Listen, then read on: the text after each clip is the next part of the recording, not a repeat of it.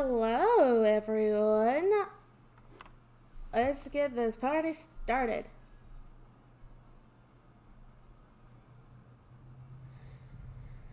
There we go. Now all I have to do is let people know I am live. That is all I need to do. So, a bop.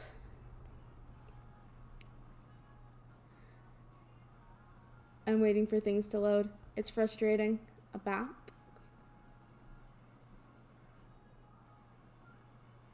A bop.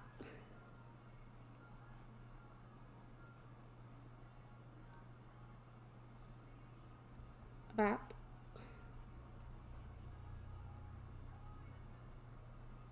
Another bop.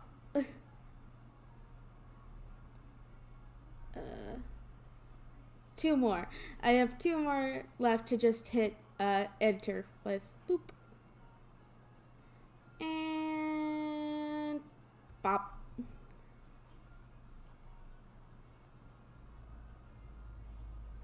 And now to message one of my friends who is actually the DM of the campaign I am going to be talking about. So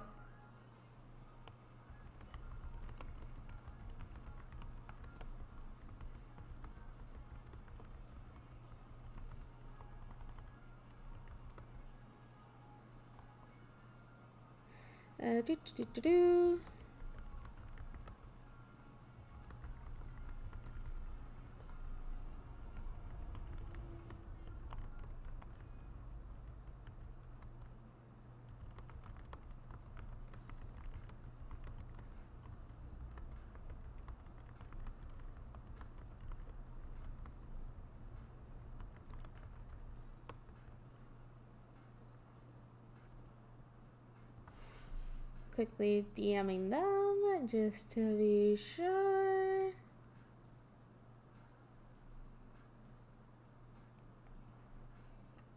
Bop. Alrighty. We got a lot of shit to fucking cover with Aragon. We got a lot of fucking lore.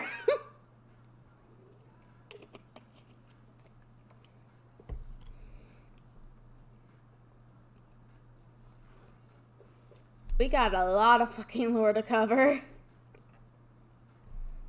Like, major. Major.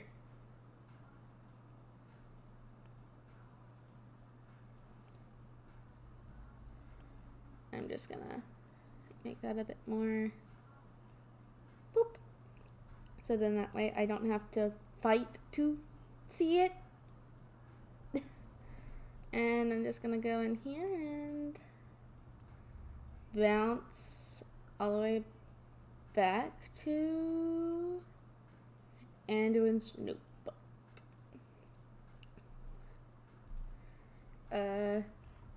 But I am going to ramble to buy time for a response from them.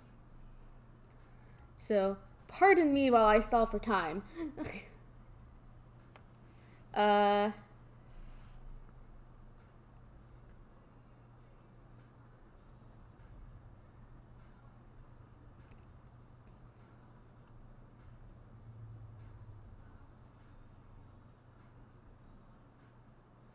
But, yeah, today, it's gonna be fun. We are gonna be able to get through, hopefully, a decent amount of, things today. That is my hope, to at least go through. Actually, that won't work. I'm also fiddling around with the fucking overlay.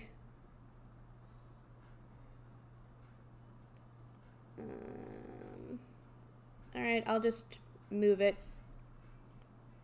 if I need to. But for now, yeah. We got a lot of lore. Because the quite literally, I think of all the campaigns I'm a part of, Aragon is the one with the most lore, and in my opinion, the most interesting lore. Though at the same time, Dan, my DM, doesn't think so. So I'm just gonna keep repeating it until he recognizes it. Because that's how that works, right?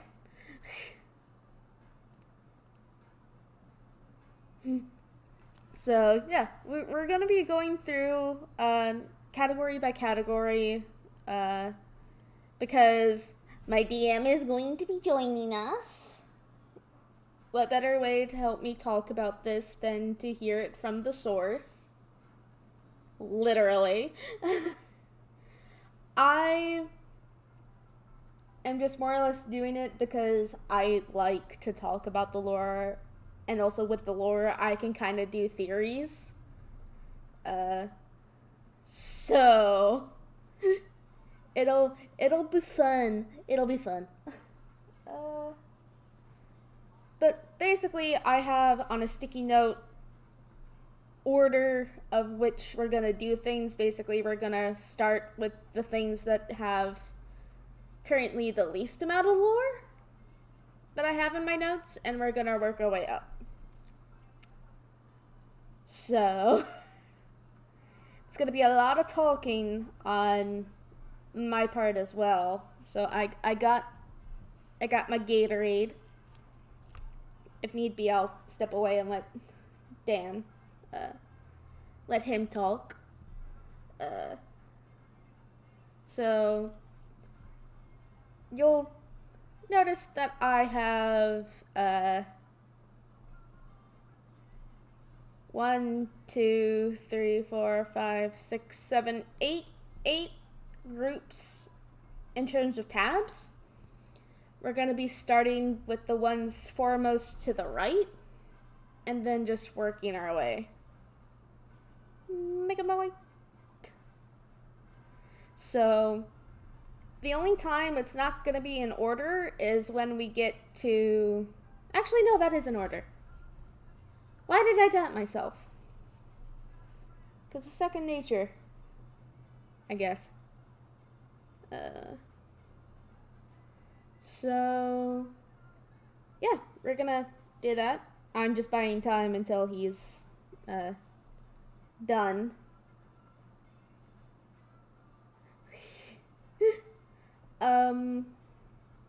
But I do have very fun news. I have officially commissioned my first commission as well for a ping tuber, and that was confirmed over the weekend. So I am very, very excited because I don't have to continually use this image because it's not what I want. It's more, from the beginning, this was more or less a placeholder.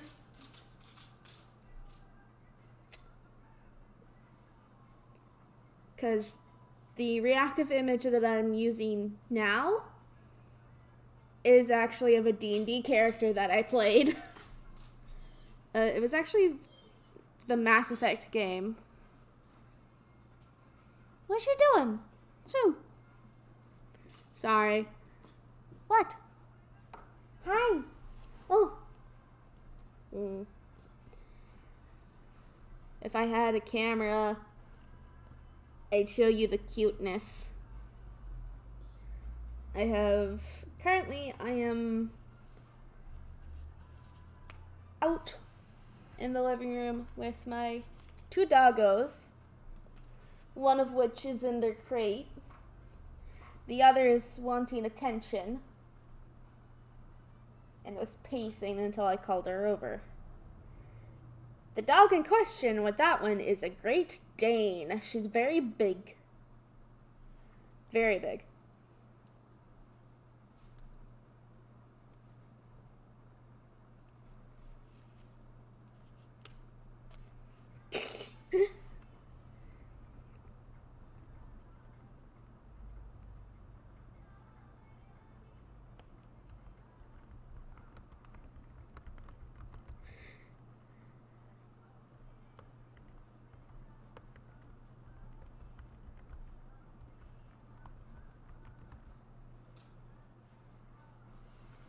Riley.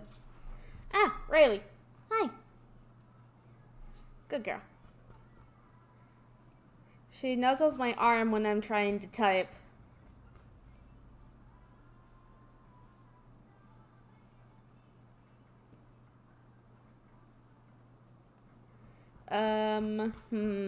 They're putting the decision on me because I asked my Dan if he wanted to be in the server and I could just pull him down.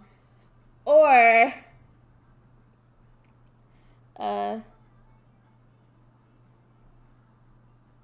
if we wanted to do it just in our server.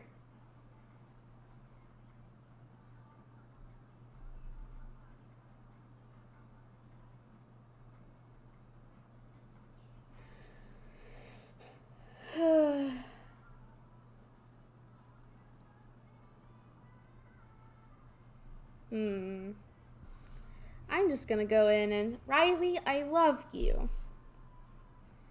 But you gotta relax. Okay?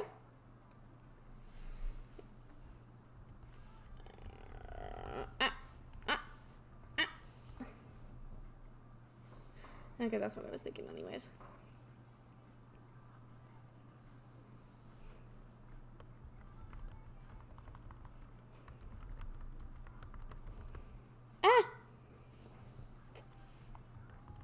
She did it again.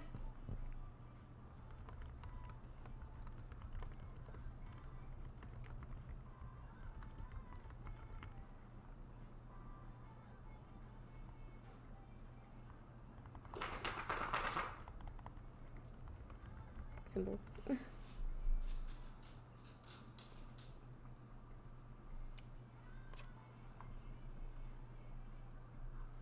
Whee!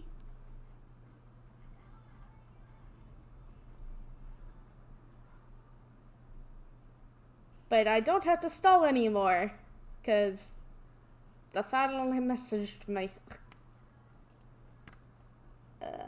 So I'm just gonna go ahead and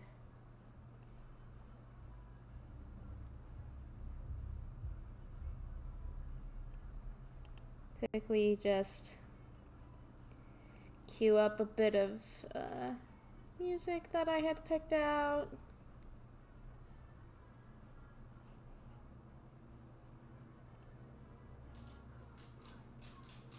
So then that way I'm not in silence.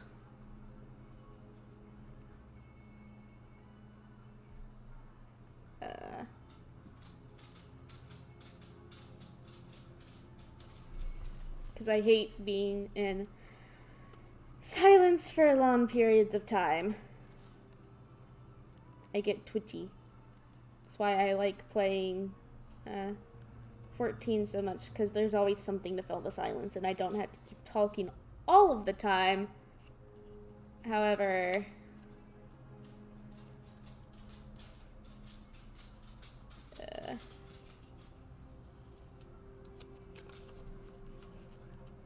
alright. Sticky note is there. Boom!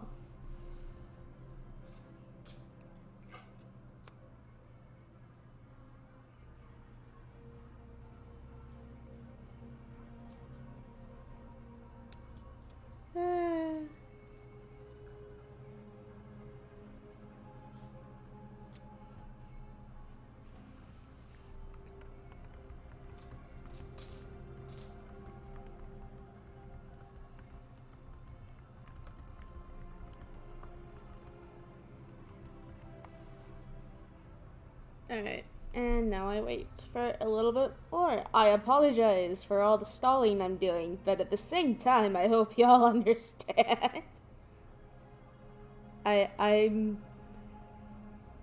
It feels appropriate to have, the DM talk with me about it.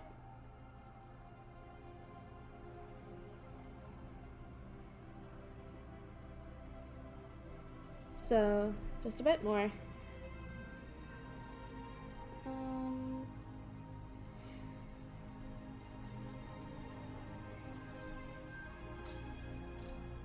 Riley, don't you dare. Now is not the time to start boofing.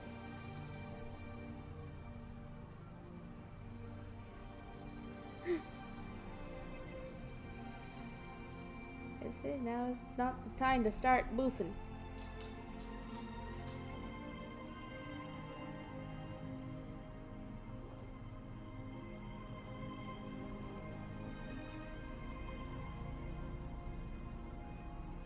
Okay. Actually, since, I don't feel right about just starting, so I just entertained the thought of potentially starting to talk about some of the lore without him, but at the same time, it's just, though at the same time I could. Though at the same time, I feel like I should at least do... You know what? I'll go ahead and start talking about it.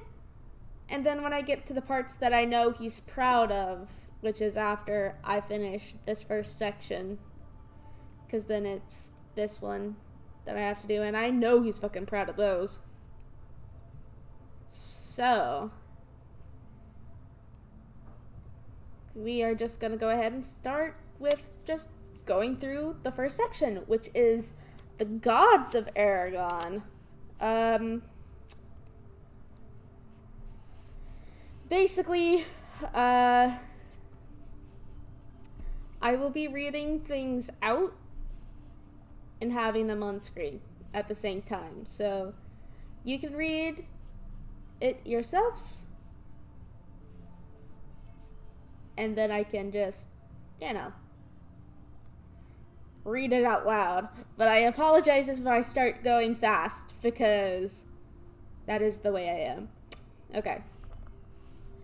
The gods of Aragon are not native to the world. They were created in the primordial sea between realms by a being known only as the Hollow. The gods are dangerous and powerful beings, using their powers to wreak havoc upon the mortal realm, unless satisfied with worship. 4 of the gods are actively malicious, viewing mortals as nothing more than playthings. The other 2 are more... I don't know how to say that word, fuck. Enigmatic, with their intentions unknown. In total, there are 6 gods, minus the Hollow. First, Rios. The goddess of fire and destruction. The chief deity of the pantheon, she is considered the most powerful and was responsible for the Sundering. She is temperamental, aggressive, and murderous. Isani is the god of winds and storms. He is considered the weakest deity of the pantheon, but is no less dangerous. He is the lover of Leith, and together they are the bane of sailors. Speaking of whom, Leith is the goddess of water and tsunamis. She's depicted as being the most beautiful of the gods, and is known to very rarely reward her followers. She is the lover of Isani. Centric, the god of earth and earthquakes. He is considered the second most powerful of the 4 elemental gods, and has destroyed many cities in the past. He and Rios have a fierce rivalry, and when volcanoes erupt, that is said to be a part of their conflict. Kalek is the god of light and darkness, one of the 2 Enigma gods. He does not partake in the same wanton destruction as the elementals. He is often depicted as an observer, watching and recording events on the mortal realm without interfering. Avram is the god of order and chaos, the other one of the Enigma gods. He does not partake in the same wanton destruction as the elementals. The only god who is occasionally framed in a positive light. It is his mission to maintain balance upon the world by any means necessary.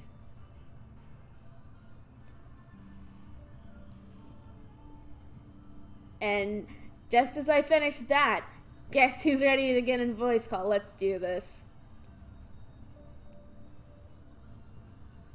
Hello. Hello. I was stalling for as long as I could on my stream. I started, but here's the thing, I only got through one of my documents. Oh boy. So, I determined the order of which I was going to do it before starting stream. I did it like an hour or so before. Basically, it's going with the gods first, and then changelings and shapeshifters, then dragons, and then the nations. Fair enough. Because I figured instead of just willy-nilly going at it, I should try and find something to be structured. Because it's a lot. Good idea. I had literally just finished doing the Pantheon. I am sorry for making you stall. It's okay. We can get into it now. Yeah. Do you want me to share my screen with you? Sure. Just so then that way you can see my notes. Mm-hmm.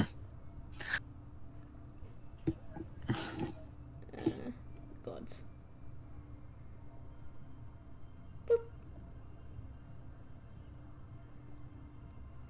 There we go. I had just finished with the one that I'm currently on. Fair enough. So, I stumbled over a word and I'm like, shit. Which one? This one. Enigmatic. Thank you. Words are hard. English is a bastard language. Yes. Quite literally, I had just finished talking about Avram when you're like, I'm joining VC now. And I'm like, cool. Also, hello to Zell's audience. Hello. Oh. Okay. So,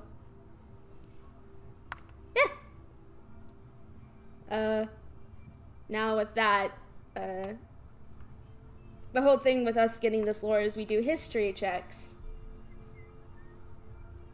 And we have one such history check was for the gods. Oh boy. Mm-hmm. This is just gonna be me reading off the documents and then occasionally, like, going to you, like, if you want to, like, elaborate on things that you want to. Yep, I probably will. But other than that, I'll just hang out here. Okay. Cool. I'm like, what's more appropriate than getting the DM of this game to come in and listen to me ramble about the lore? I mean, not like I haven't been mentioned on your streams before. You are mentioned. But, okay. The gods' lore, the 6 acts of violence. The most brutal act of violence the 6 have ever committed is the Sundering. But on a micro scale, volcanic eruptions, tsunamis, earthquakes, and plagues are considered the worst. It's not mentioned in the lore, but the Sundering is basically what the gods did at a certain point in the history. The world is a series of islands that used to be one grand continent. The Sundering is, well... Riley? Boom. Boom. It's what caused... Yeah, that...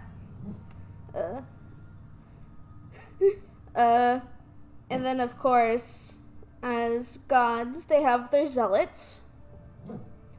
While the 6 are prayed to stave them off by most people, there are some particular zealots. I'm sorry, I'm stumbling over my words. Spread all over the world. The major ones are what are listed underneath there. One is the god king of Pharaon, highest zealot of the six and current ruler of Pharaon. And the god Monarch line believe themselves to be descended from Avram and worship him above the rest of the pantheon. And so they be demigods in a sense. At least they claim to be demigods. Mm-hmm. It's neither been confirmed nor denied, but there is evidence within the world that the Akhenaten dynasty, which is the dynasty of kings and queens that lead Pharaoh, are indeed demigods. Mm-hmm. But again, nothing has ever been confirmed. Mm-hmm. Then there is Ephemera? Ephemera. Thank you. High Master of the Church of fucking hell. So, come on. Reuse. I have said these names aloud. It has been a while since we've said them because. Fair enough. This is. I'm mostly joking. I know. I know I butcher words on a daily basis at this point. But that is located in Carthago, which currently is not very well viewed in the current campaign. For reasons that we can touch on when we get to Carthago's lore. Mm-hmm. And then we have Amaran, High Master of the Church of Terek, located in the Castine Underground.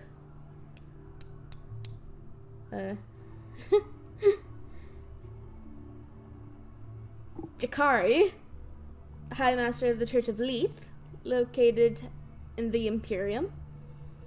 Lasona, High Master of the Church of Asani, located in Greeka. And Seri, High Master of Kalik.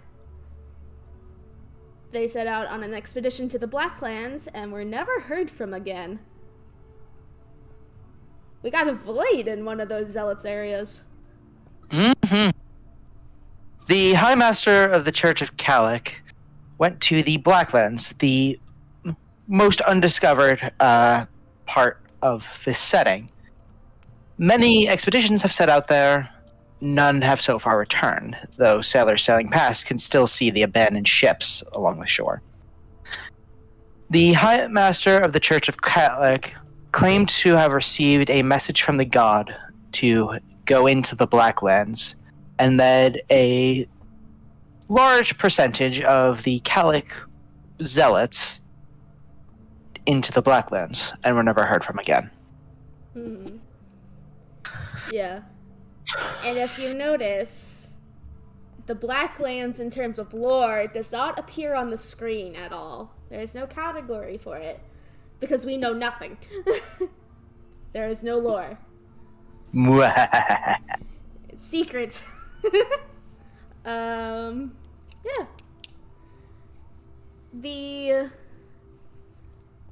In terms of places of worship for the gods, the biggest one is the Citadel of the Elements in Pharaon, which I imagine we'll be able to go there when we get to the Pharaon campaign. Maybe. I can hear that shit-eating grin. What gives it away? Tone of voice. How the gods came to be, they were molded by the Hollow from the elements of life. The elements came first and the gods were molded from them.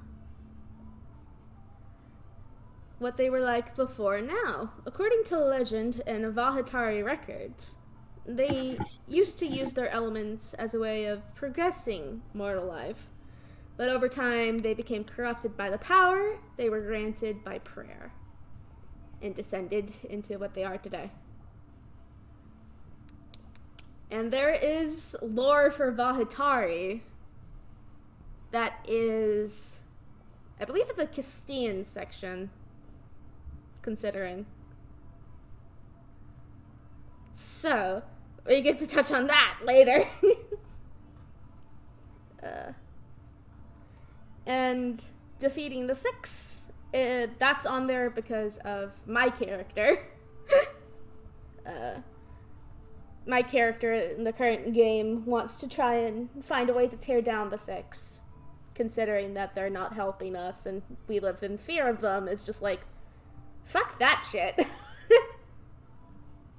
So, there's nothing in terms of specifically defeating, though at the same time, that doesn't stop me. Doesn't stop me or my character. I will find a way.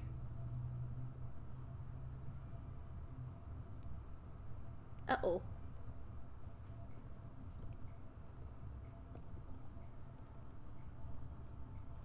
I wait now.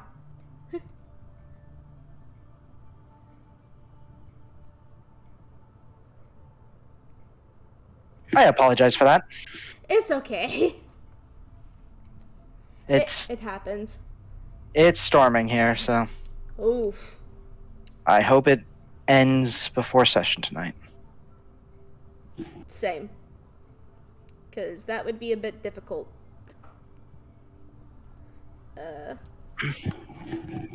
I can still make it work if we do lose power. It's just going to be a bit annoying for me. Mm-hmm. Roger.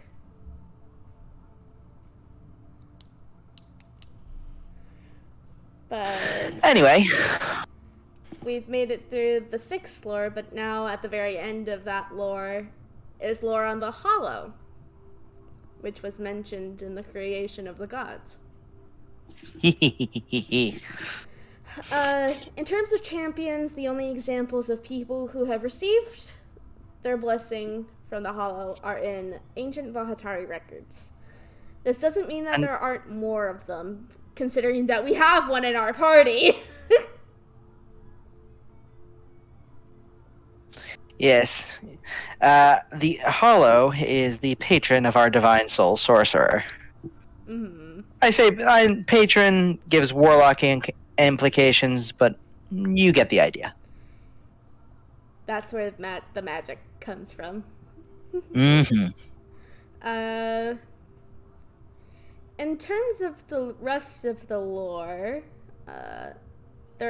we don't know of any places of worship for the Hollow.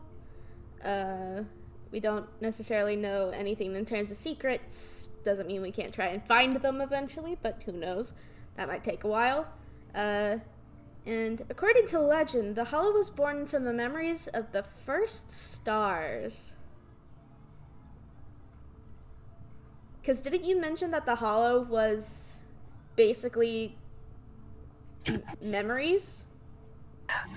The six gods are the main six gods are the gods of each of several relevant attributes: reuse, fire and destruction, water, etc. and so on. The Hollow's divine designation is memory. Mm-hmm. I remembered that much, but I didn't actually put it in my notes, which was my bad. Yes. There's more that the Hollow covers, but if you had to boil it down to simplest, the Hollow is the god of memory. Mm-hmm. Thank you for the follow, Kenzo. I really appreciate it. Welcome into the Crystal Heart. And was the strongest deity within the pantheon, as, of course, the Hollow created the other six. Mm-hmm. Though, with that, considering we've gone through the whole lore there, we get to a legend of the gods. The legend of the War of the Hollow and the gods, specifically. How you doing, Kinzo? Hope you're doing well. Basically, the legend goes as such. Long ago, before the Sundering, the world was ruled by the 7 gods. The 6 gods of the material world and their master, the Hollow, Lord of Memory. But the 6 lesser gods grew greedy and corrupt from the worship of mortals, as it granted them even more considerable power, and decided to rebel against the Hollow, who had used their influence to keep the others in check. The 6 gods, led by Ryuz, led their churches in a holy war against the Hollow in their church. A lot of mortal blood was spilled on both sides, and the 6 attacked the Hollow when they tried to intervene. As powerful as the Hollow was, they were no match for the 6 working together, for the only time in history. They enacted ancient draconic magic, fueled by the death surrounding them and channeled through an eclipse, to drain the power of and imprison the Hollow. But that is only a story. We don't know for sure. You don't need to hear my voice to know the expression on my face. A shit-eating grin, yes. About to lurk because it's time to run my dailies real quick, but saw I was live in my post in Brew's server. That is fair. That is very fair. I hope your dailies go well. As you go and progress through this and other Aragon campaigns, you may or may not learn more about the Hollow. Oh, I would love to learn more about the Hollow and the gods, considering my character's goals. Mm-hmm. But with that finishes the gods. That finishes the gods section. I decided to start, my pen ran out of ink, so I can't cross it out. Damn it. There we go. New pen. New pen, who dis? New pen. And again, it's running out. I need another one. What the fuck? Don't you just love when that happens? You know what? Fuck it. Where's the Sharpie? Give. There it is. Give. 9. Ye Old Faithful. There we go. Basically, the way I'm ordering things is basically the things with, like, the least amount of lore, and then moving up to the things that have the most. So, the gods relatively don't have a whole lot. Technically, I should have started with the Minsk ones first. However, I did not. Okay. What? Oh, do you want to do changelings, the changeling and shapeshifter? Or do you want to do dragon? I think dragons are more relevant. I say save changelings and shapeshifters for last because it helps understand after learning of the continents. Okay, I can definitely do that. So dragons, we're gonna bounce around the order a bit. So, dragon lore. Dragons are considered to be the children of the gods. The few who have interacted with mortals have no interest in trying to dissuade this myth. They are ageless and immune to disease. They were more common before the Sundering, but ever since the Sundering, they've seemingly vanished. Let's talk about that real quick before we go on to the next little areas, because the next part, oof. Actually, unless you want me to just read the whole thing and then just go back and touch on everything. I'll leave it to you. You're the one hosting the stream. Actually, yeah, let's just read the entire document. And if you want to stop me just to say something, just let me know. I will. Dragon souls don't return to the afterlife. They attach their souls to reincarnate in a mortal body to grow in strength and return. The person remembers the dragon's memories and can hear the dragon's voice. Once their soul is whole again, the dragon soul absorbs the mortal soul and comes into their true form again. The mortal soul does not return to the afterlife since there is nothing left. I'm gonna quickly do Dragonborn and then we can go back and touch on that. Dragonborn are a very, very young race, first coming into existence around 300 years ago. A crazed archmage in Pharaon attempted to use magic and alchemy to recreate dragons on mortal test subjects. The survivors became the first Dragonborn. So... something that I generally like to do in all of my settings that I create for, and Zell can attest to this, is I like to make dragons significant. They're not just monster 43-C. They always have some kind of role to play within my lore. For this, something I particularly would like to mention is the second part under the original Dragon Lore heading, the Draconic Parasite reincarnation. The way to visualize it, if one would, is that the dragon's soul within the mortal body is slowly devouring the mortal soul. And when that dragon finishes, no more mortal.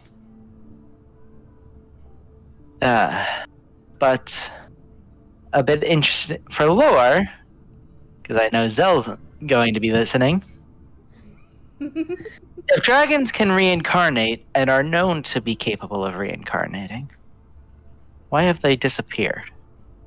They're not dead. So where are they? Yep. Because to call to mind, we did a one-shot 1 week when we couldn't run Aragon proper, where we went up against a dragon that was causing a plague in Pharaon, which we killed. So, I'm curious to see if that one eventually comes back. Or if it also just seemingly vanishes. Though, technically, I also did mention that this would be also like a theory kind of thing at certain points. My current theory is that the dragons are in the Blacklands, because we know nothing about it. Why else would people be disappearing? Why would we never hear from them again? That's at least what I think. And I know you can either confirm or deny because it helps with the mystery, but that's my theory. It's a solid enough theory, but I will neither confirm nor deny. Okay. I figured as much. But yeah. That is all for dragons, because, we don't know much about this. I'm sure eventually, if we eventually get to interact with the dragon and campaign somewhere, we might learn more, we might not. It depends. Who knows? Well, you obviously know, you're the fucking DM, but I don't know. But that is the dragon lore, and we are shaving the changeling and shapeshifters for after we do the rest. So, gonna do that. I grouped the lore for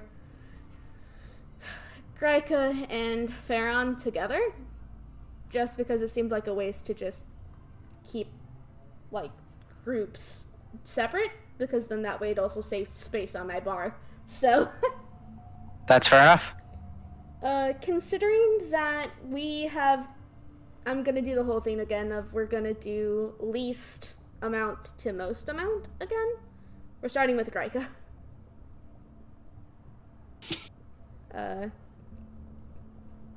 Eventually that little history spot is gonna be filled, but for now we skip over.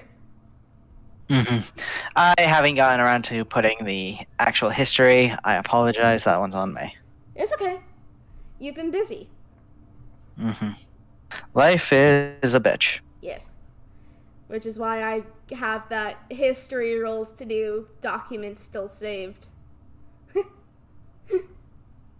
Just so then that way, how many more do I have to do? Here.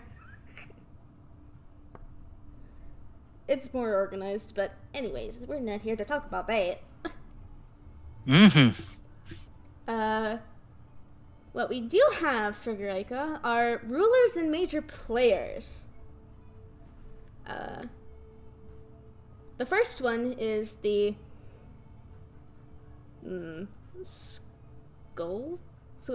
Scholasticate. Thank you.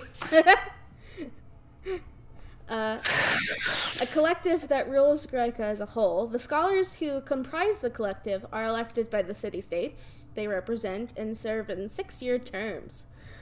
Unlike other nations and the princes, there are very few scholars from a familial line, as retired scholars often teach schools in their city-states. Their brightest students usually become candidates later. And then also kind of rulers/major players are the princes. They rule their city-states individually, usually a patrilineal family line of succession. Patrilineal. Patrilineal, thank you. Word. Fuck English. Patrilineal, father to son. To son, to son, to son. First, specifically firstborn son, in that case. Firstborn. So girls can't rule there. Nope. Ooh. Sexist much. I mean, the setting is inspired by Greece. True. Very true. A lot of this is going to rely on each city-state, like relationships with other nations, laws and social rules. In terms of relationships with other nations, they're complex. Again, different city-states have different allegiances. Laws and social rules, the individual laws vary from city-state to city-state, though there are national laws put forward by the scholars. I'm just saying the scholars because I know I'm going to butcher that word, so I'm just going to say the scholars. I'll say Scholasticate so you don't have to. Yes. Thank you. Words. Hate them. Well, love-hate relationship. I'm fine writing them. Out loud is another thing. Social hierarchy. The scholars and the princes are up at the top, and then the rest varies by city-state. A lot of it mainly varies from city-state. But the one thing that they do have are, in terms of military, they do have a dominant style. Hoplites? Yes. Yay, first try. They're battalions of battle mages with versatile deployment and tactics. Overall, a jack-of-all-trades type of style. In terms of trade, their main export is magic. The mages there are highly regarded and make for excellent warriors or teachers. And then, of course, everything else, including the rest of the exports and imports, vary by city-state. I'll go into specific details on the city-states and their economies and whatnot as it becomes relevant within the campaign. So you'll probably be doing a part 2 of this at some point in the future.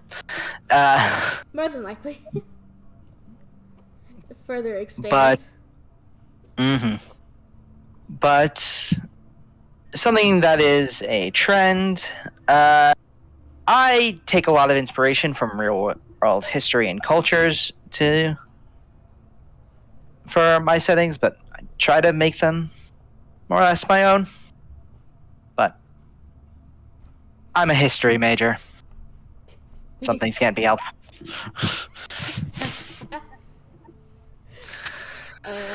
But that is Eureka. So we get to move on to Pharaon. Kind of similar, again, to what we just touched on. History will eventually get filled in when people are less busy. But we do have a decent amount to go through here. Rulers and major players. The rulers of Pharaon are the... Please say that word, Dan. The Aokenhotep dynasty. Okay. Of god monarchs. I'm not gonna say it. Nope. Their familial line is believed to have stretched farther back than even the Sundering. They believe themselves to be demigods descended from Avram himself, and it is in their divine right to rule. By no small amount of evidence, they may be right, but we don't know.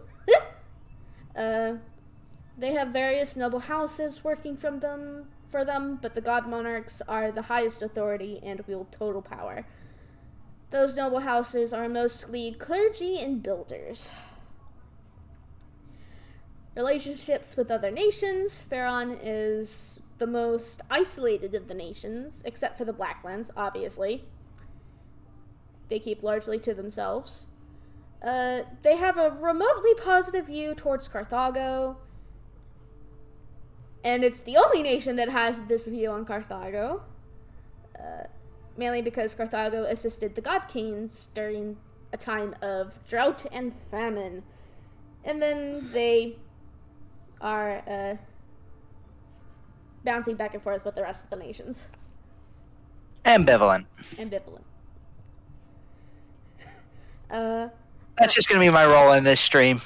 Yeah, correcting words for me. I apologize. At least I know I'm terrible at pronouncing words. Laws and social rules. In Pharaon, the word of the god monarch is law above all. Aside from laws you would find elsewhere about crime and the like, all Pharaon citizens are required to pay tribute to the god monarch at predetermined times depending on their trade. For example, farmers give the first portions of their yields to the throne at the height of harvest season. In terms of social hierarchy, it's the god monarch and then everyone else. Everyone else. Yeah. Hence why there's god monarch. Nothing. God monarch. Nothing. The statue out front. Everyone else. Everyone else. Military. Well, the Pharaonian navy. Pharaoni. Is nothing to scoff at. Their main form of battle is on land. Lightning brigades, lightly armored and fast-moving forces. They specialize in seemingly disorganized hit-and-run strategies. Guerrilla warriors. Pretty much. Charioteer archers, the pride of its military. They are highly prized and highly trained. Basically, the charioteers are basically Omega for Pharaon. Not quite. More along the lines of the Silver Wolf Battalion, in that there are finished training, but they are highly prized and highly specialized. As if I could double back to the Lightning Brigades for a second. Do it. The idea of the Lightning Brigades is that the enemy would be usually expecting an organized force. The idea of the Lightning Brigades is to disrupt enemy strategies, their ranks, throw them into disarray before the charioteer archers speed through and clean up. Mm-hmm. Good combo.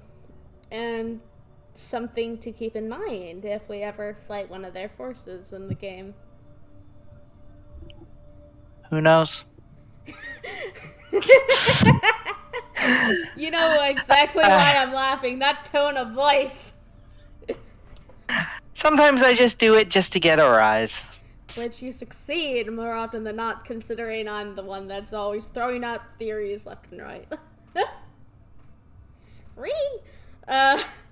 But in terms of trade, their main export goods are crops, gems, and silks. Their main imports are ores and high-end crafting supplies. I could tell you, Vina probably buys a lot of their shit. Yeah, I can imagine she is well acquainted with with some of the Ferroni traders that specialize in silks. I mean, quite literally, not only is she one of the admirals in the Navy currently, but she still keeps up her weaver roots in her, so naturally. And you'll get to play her again tonight. Yeah. Quite literally, it's just she's my chaos gremlin. Normally, I'm refined in some way. She has, like, her adult form has refinedness to an extent. Her younger self does not. She is a chaos gremlin in every sense of the word. But there is only one NPC that we know of from Pharaon, which is the current reigning God King. Emerites the Sixth. He is among the youngest rulers of Pharaon in recent memory. He's only in his early 30s, but rumblings say he is planning large reforms for Pharaon. Before his coronation, and even after to a lesser degree, he made some waves in the literature world as a highly skilled poet and author.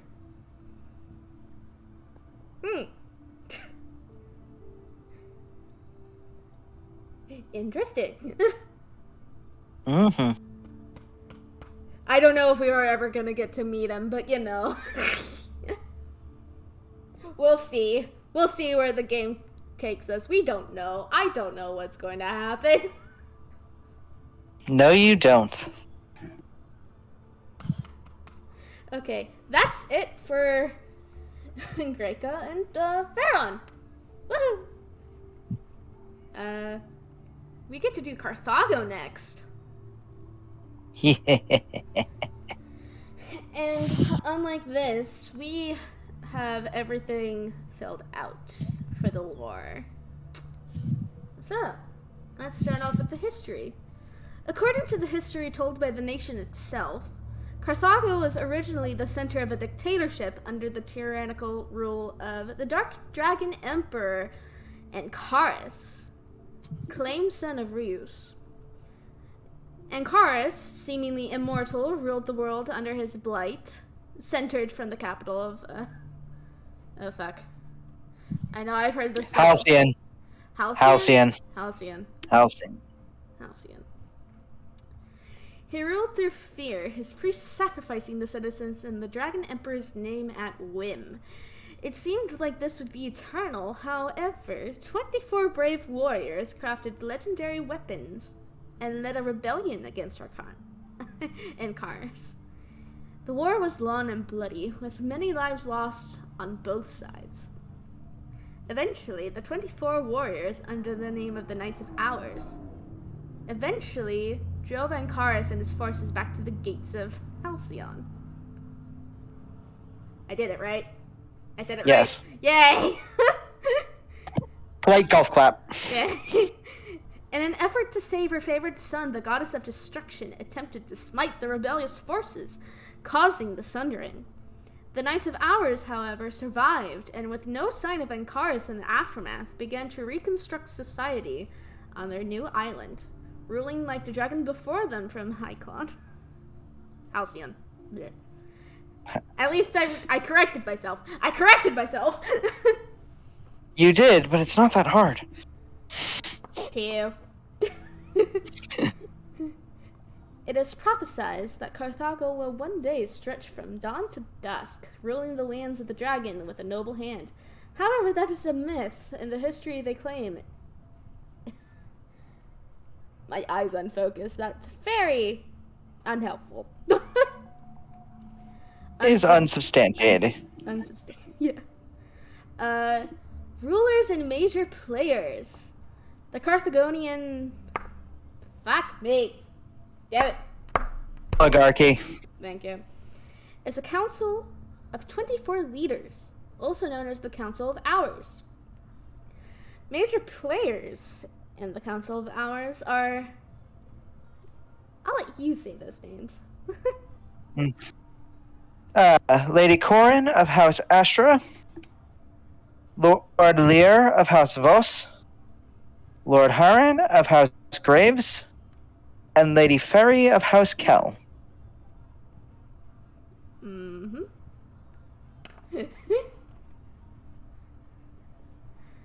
Relationships with other nations. They have an antagonistic relationship with the Imperium and the Isles, which both will be touched on later.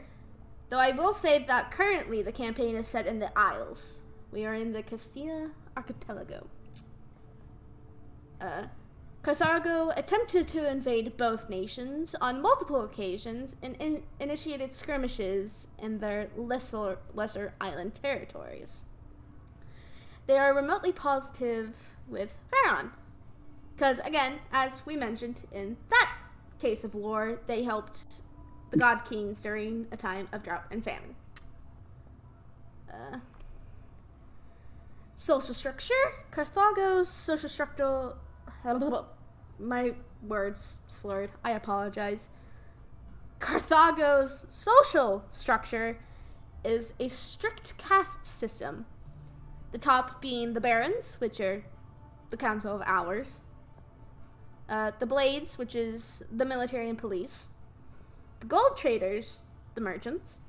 The mindful, teachers, scholars, and mages. Well, most of them. The harvesters, obviously farming. And then the commons, the poor and working. Military structure. The Carthagonian military is also a caste-based. The current High General is Lord Isaac Kale? Carol. Kale? Cow. Carol. Lord Isaac Carroll. Carol. I didn't see the R. Wow. I'm throwing. Yes, you are. He also serves as a member of the Council of Hours. We fucking met this dude. I can touch on him later because I have NPCs listed. Because I got that lore. I'm not going to go in depth on this shit until after we get to that point. Nobles and military family members are given officer roles, while commons serve as foot soldiers. Their tactics. Their primary tactics are based around their navy, though they do have on land primary tactics. A gun line with advancing arrays of firearm and crossbow fire, which are protected by heavy infantry. They are also known to use infiltrators and spies. Trade. Their main trade goods. Firearms, cannons, ships, valuable gems. The main imports, cash crops, precious metals. I will say, even though I know Vina is 100% into the valuable gems, she probably gets them from somewhere else.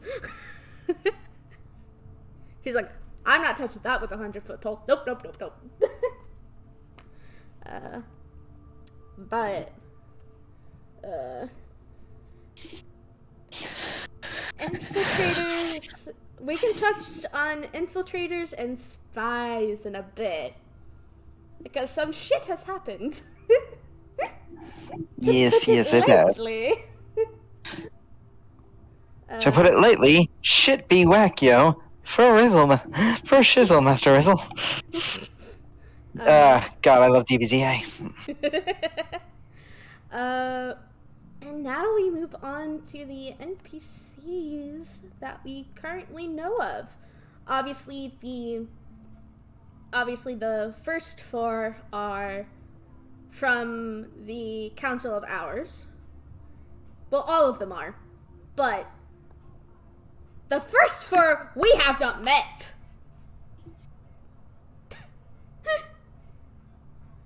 We've met the High Lord Marshal, the Baron of Dusk. We've met his ass.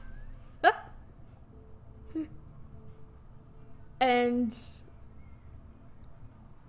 I know that basically that whole interaction was kind of like a red flag for like everyone in the party. But at the same time, Anduin's like, it could be a red flag. He could be pretending, because nobles like to pretend. However, I'm getting the gist that that's not correct. I'm getting the gist that this might be actually how he acts. Though at the same time, why is he interested in us?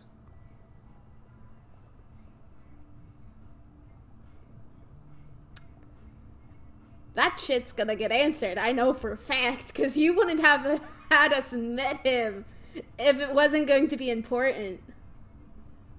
You say red flag, but it could be red herring. Either or, who knows? Well, obviously, again, you do, I don't.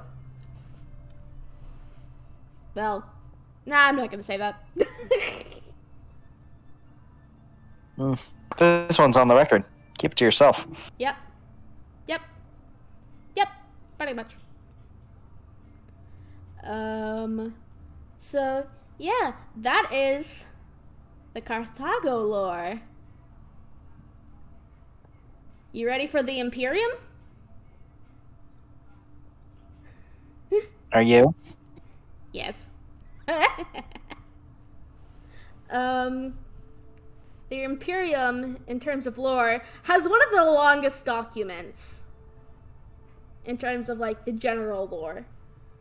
Because Carthago, Graika, Pharaon, those were, like, a page to 2 pages. This is 3 pages.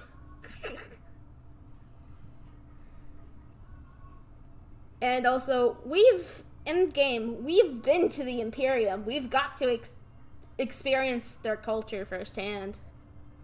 Not to the extent that we wanted to. However, we're probably gonna go back at some point. With Dan, it's more like a guarantee, considering the inspiration for this one.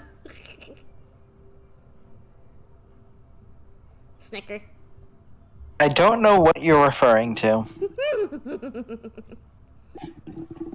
Cackle. But let's get started on this history of the Imperium Raios. Within the continent and its satellite islands, the Imperium Raios is also referred to as the Fourth Imperium. I'm going to stop you there. Rios. Thank you. Rios.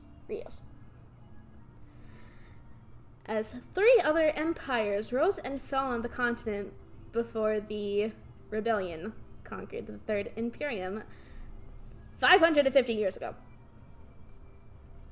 That's a decent amount of time. Rios. After the Riosan, yes. Yay! Riosan rebellion defeated the Third Imperium and took control of the empire. They reduced the power of the military and became a political and diplomatic powerhouse. In cases where war seems inevitable between other continents, it is usually the Imperium that it's normally It's usually Imperium negotiators serving as a third party to reach an accord. 2 to 3 months ago, which I'm gonna have to edit that because it's no longer been that. Yeah, at this point it's about 4 or 5 months.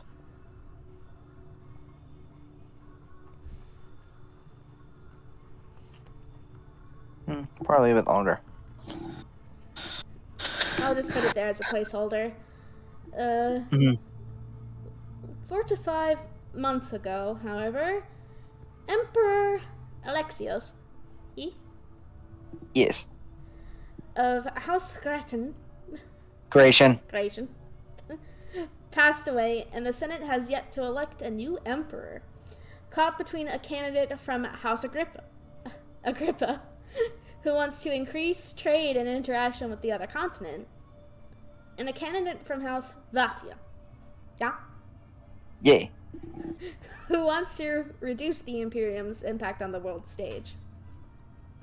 I can touch on that in a little bit. For now, I'm just gonna tank reading this. Rulers and major players. The Imperium... Rios? Yes. Yeah. Is a senatorial empire. While there is an emperor who acts as head of state and has final say on matters of the empire, the Senate handles most of the legislation and has the most impact on daily life. My mind continually just sees things as like, and draws a blank on how to pronounce things. While all Riosans of adult age are able to participate in government and even become senators, 6 great noble houses carry the most esteem within the Imperium. House Cerinthus, Titus, who is the current patriarch and senator of House Cerinthus. He hasn't taken the side on the current vote for the throne. Justinian, heir to House Cerinthus and his father's spot on the Senate. He is being trained to assume the role after Titus retires or passes on. And I need to edit that. Yes. Looking back in this earlier, I thought that's a bit quaint.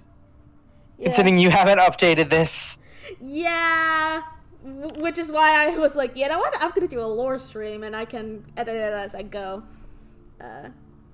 Because back when I was first learning about the Imperium, Justinian wasn't seen for a very long time and was rumored to be sent on a task to another continent. However, Justinian is a part of the fucking party. So therefore...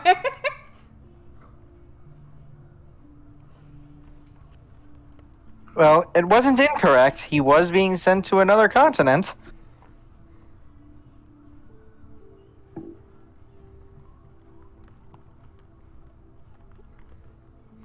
I don't even know what to put. He was sent to Castilla to what?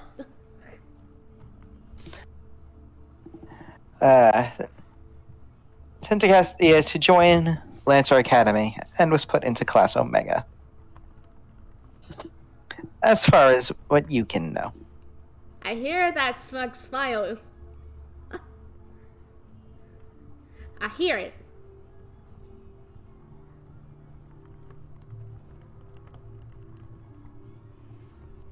There we go. And it did, for the most part. He was sent to Castilla to join Lancer Academy and was put into Class Omega. Boom. House Romulus. Maximus, the patriarch of House Romulus, a highly intelligent man. He is backing the claim of House Agrippa for the throne. Which, I believe I met his son. Which you can either confirm or deny, because they didn't give their name. So you will forever be teasing me about that.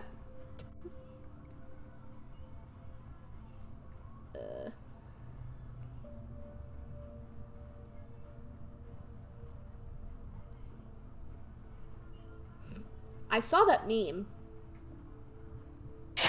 I figured you would. It is amusing. House Sula? Is that how you pronounce Sula, it? yes. Yay. Lucius?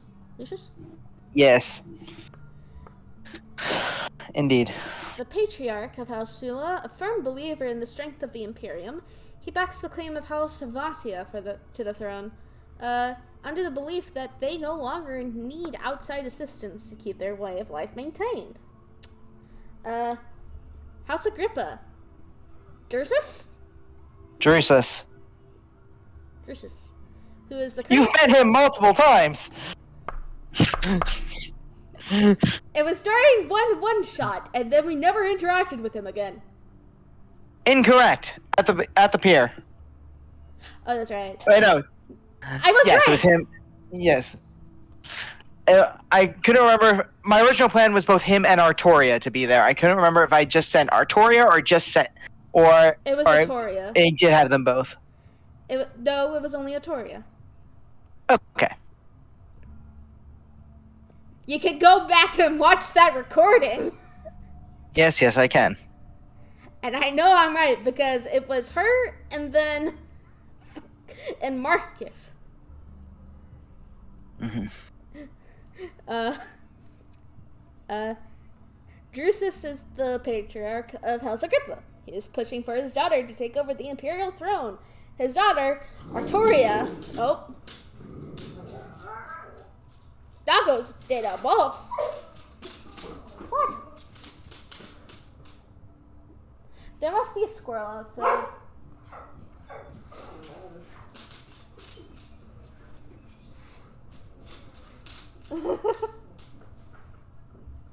Hopefully they calm down. Or not. You know what? I'm gonna let him outside before this stream is filled with barking, so give me 1 second.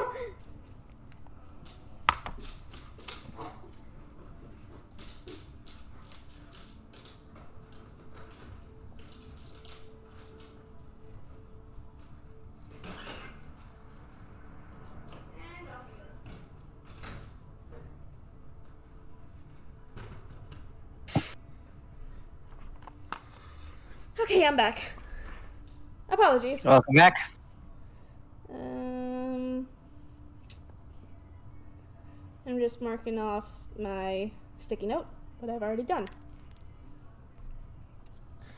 Now we move to House of Vatia. Publius? Words. Publius. The patriarch of House Vatia, a military man at heart, he has nominated his son for the throne, Marcus, an experienced legate, who gained fame from battling a pirate excursion and is his house's candidate for the throne.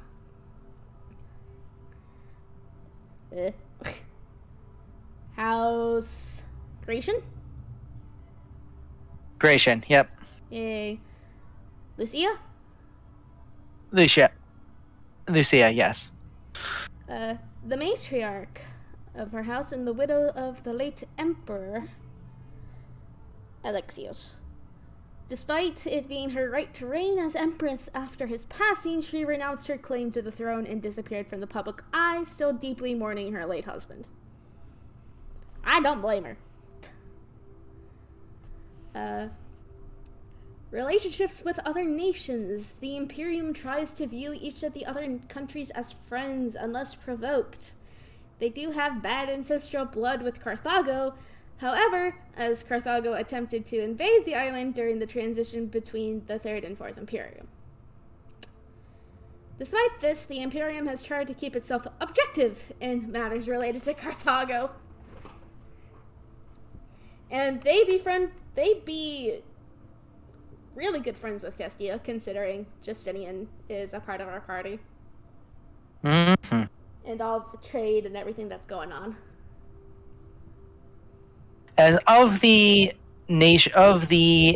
populated nations, not counting the Blacklands, the Imperium and Castilla are the closest diplomatically.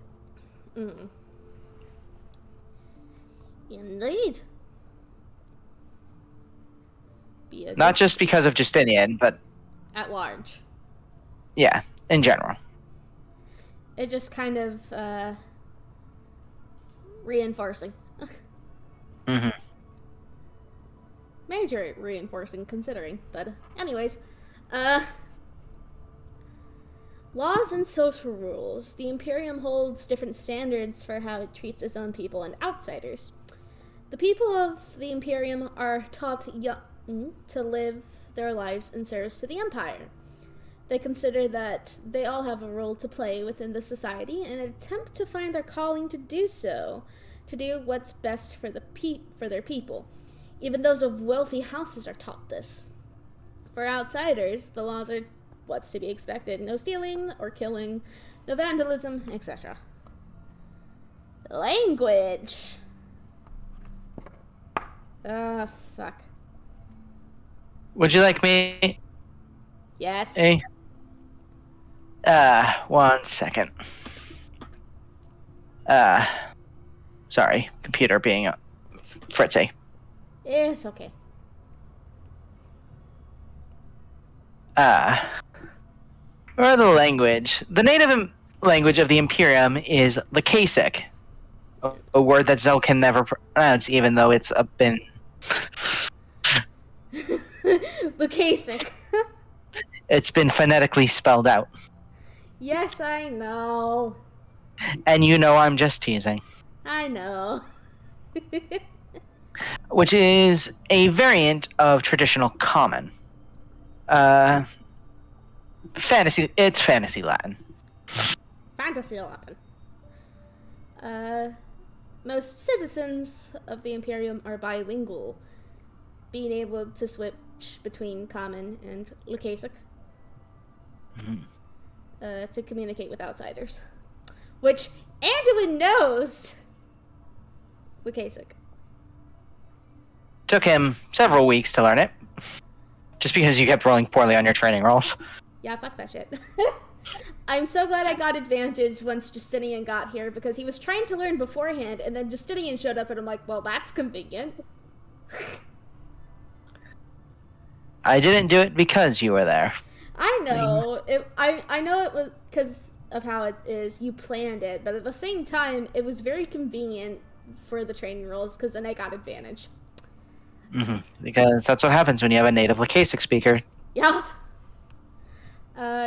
Now we're getting into the final two areas of the lore, for the general lore at any rate, and then we get to do a bit more specific with the 6 houses and then NPCs. Oh. Who done joined? Ah, it is a sass. Oh. Hello. You're in front of a live studio audience. I am currently streaming on Twitch. Oh, okay. We're talking through the lore of Aragon. I'm throwing theories at Dan. Oh, that's fair. But we're currently going through the lore of the Imperium. Nice. You're free to join us if you would like to. Yeah. I will, though I won't be able to watch stream. Well, That's fair. But I mean, the only reason I'm sharing the stream in here is so then Dan can follow along with what I'm doing. fair. Yeah. Just so I can see where she is on the notes. Mm-hmm. I need downtown Jericho City. Here we go. Because I'm currently playing through The Surge 2. Fair enough. Yeah. Yay. Which is like The Surge 1, but even shittier. Which is not weird, considering the last time I saw it, it was exploding.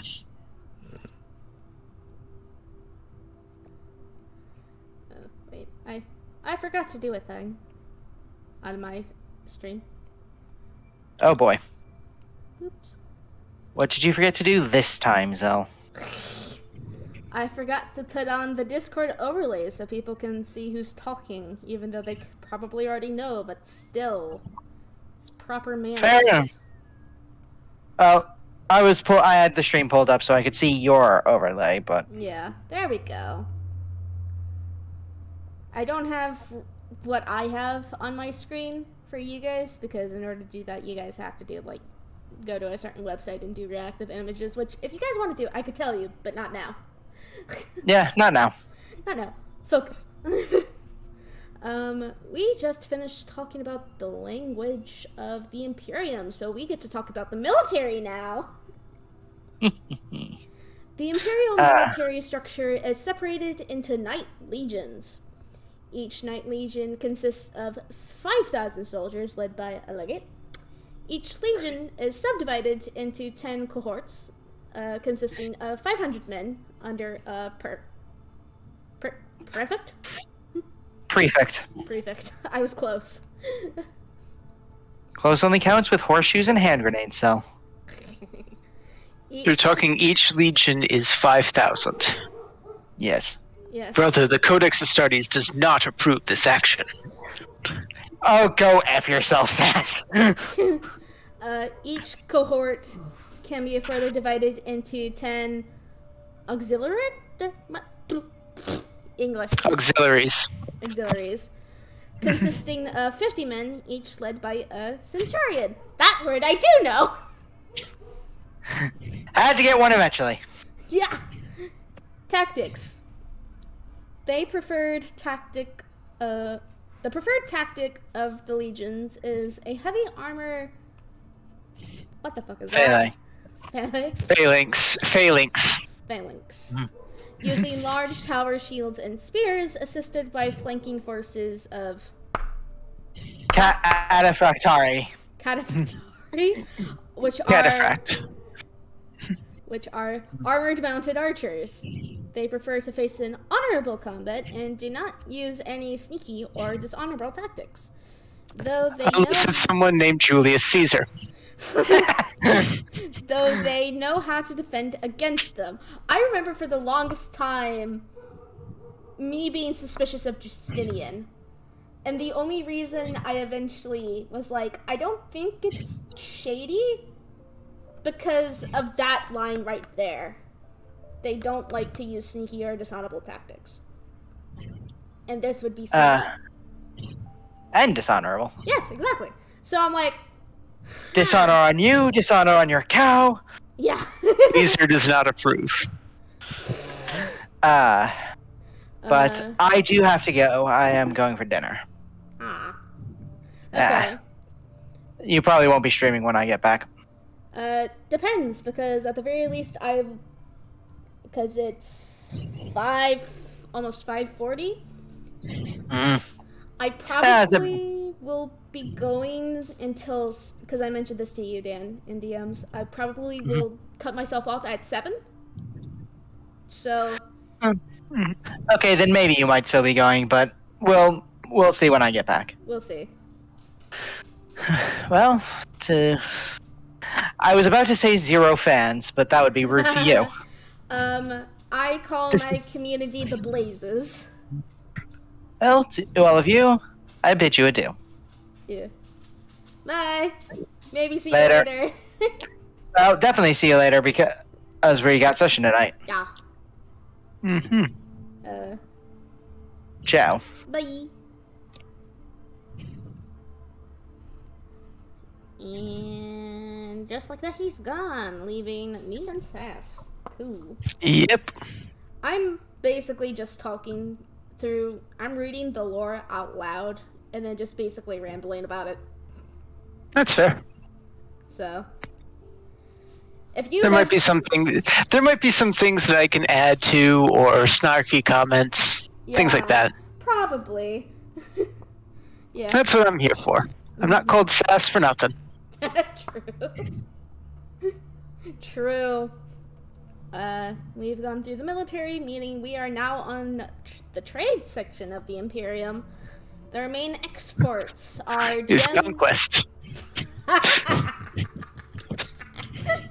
Their main exports are gems and jewelry. Many nobles place high value on Imperium finery.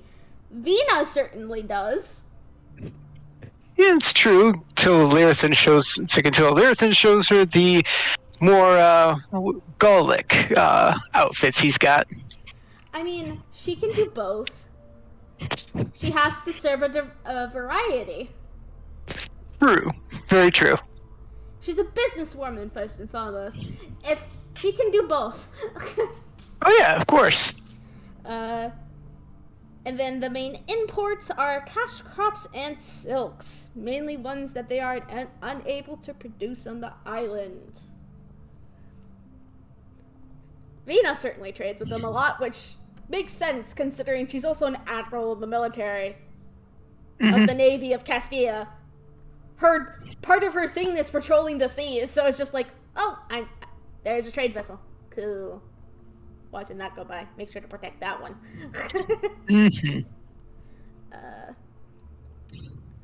But now we get to go into the more specific,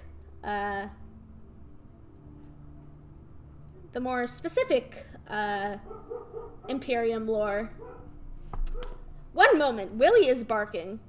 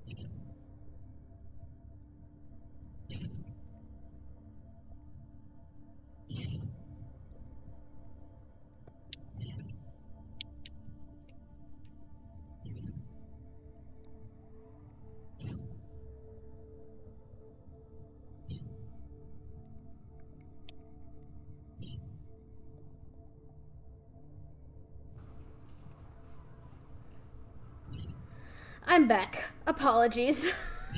Willie just would not stop barking on the backyard. Yeah, understandable. For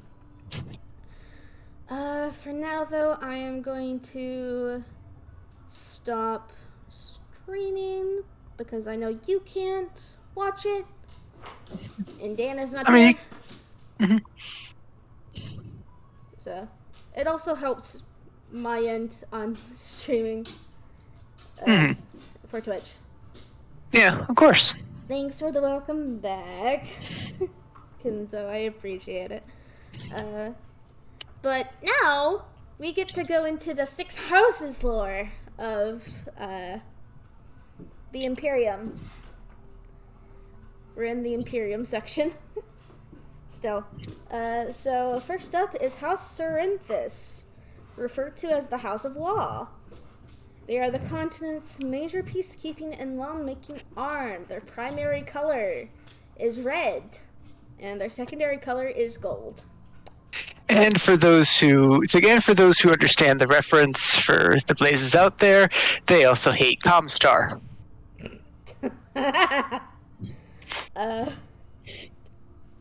House Cerinthus' reputation as the House of Law stretches back to the end of the First Imperium, with the Imperium fractured upon its collapse.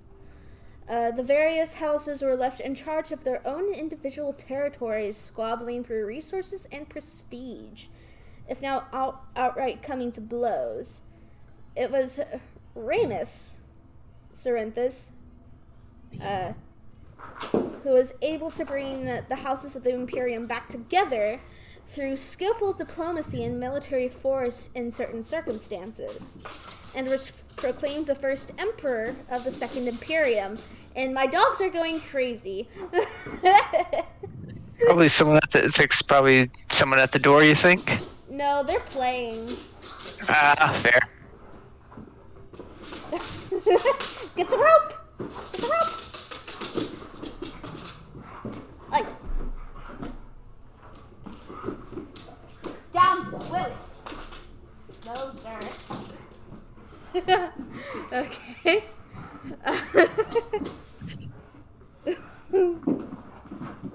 Oh! Okay, I gotta deal with that real quick. Mm-hmm.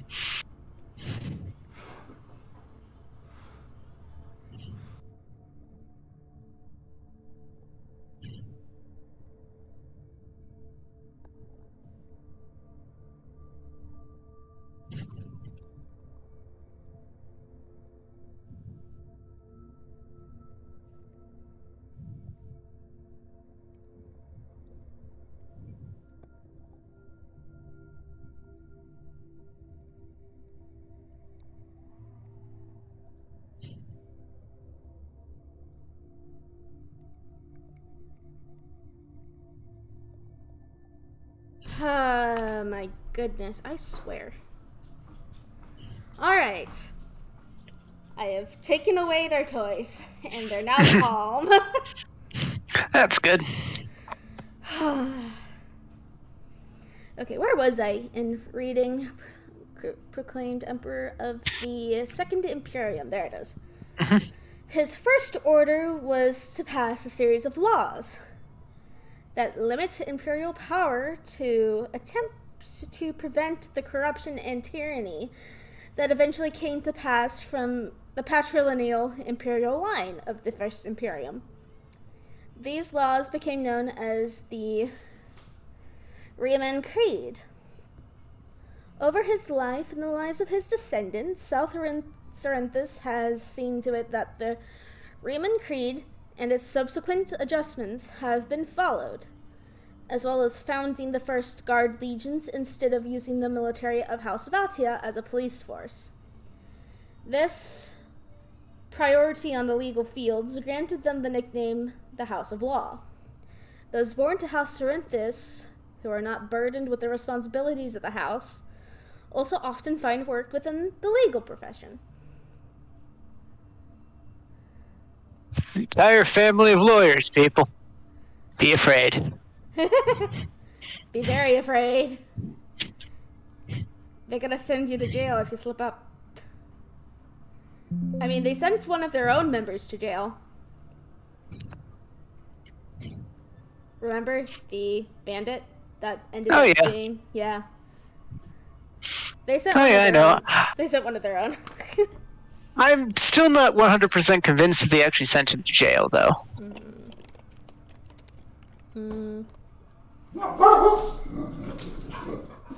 Because, to be fair, we haven't actually visited their jails and made sure that he's there.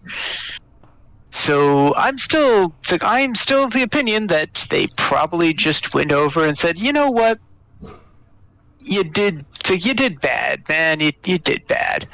So we're just gonna go ahead and make sure you can't do bad anymore. Riley. Maximum security. One way to find out if we ever go back to the Imperium, we can always be like, hey, what happened to this dude? Mm-hmm. But we get to move on to House Romulus. House Romulus is referred to as the House of Creation. They are the infrastructural arm of the Imperium, building homes, roads, and public works. And also because it's called mines. Because it's called Rome, not Ream. Their primary color is purple. Their secondary is gold. And everyone knows, if it's me, I'm a sucker for purple. So, House Romulus was the last of the great houses to be codified.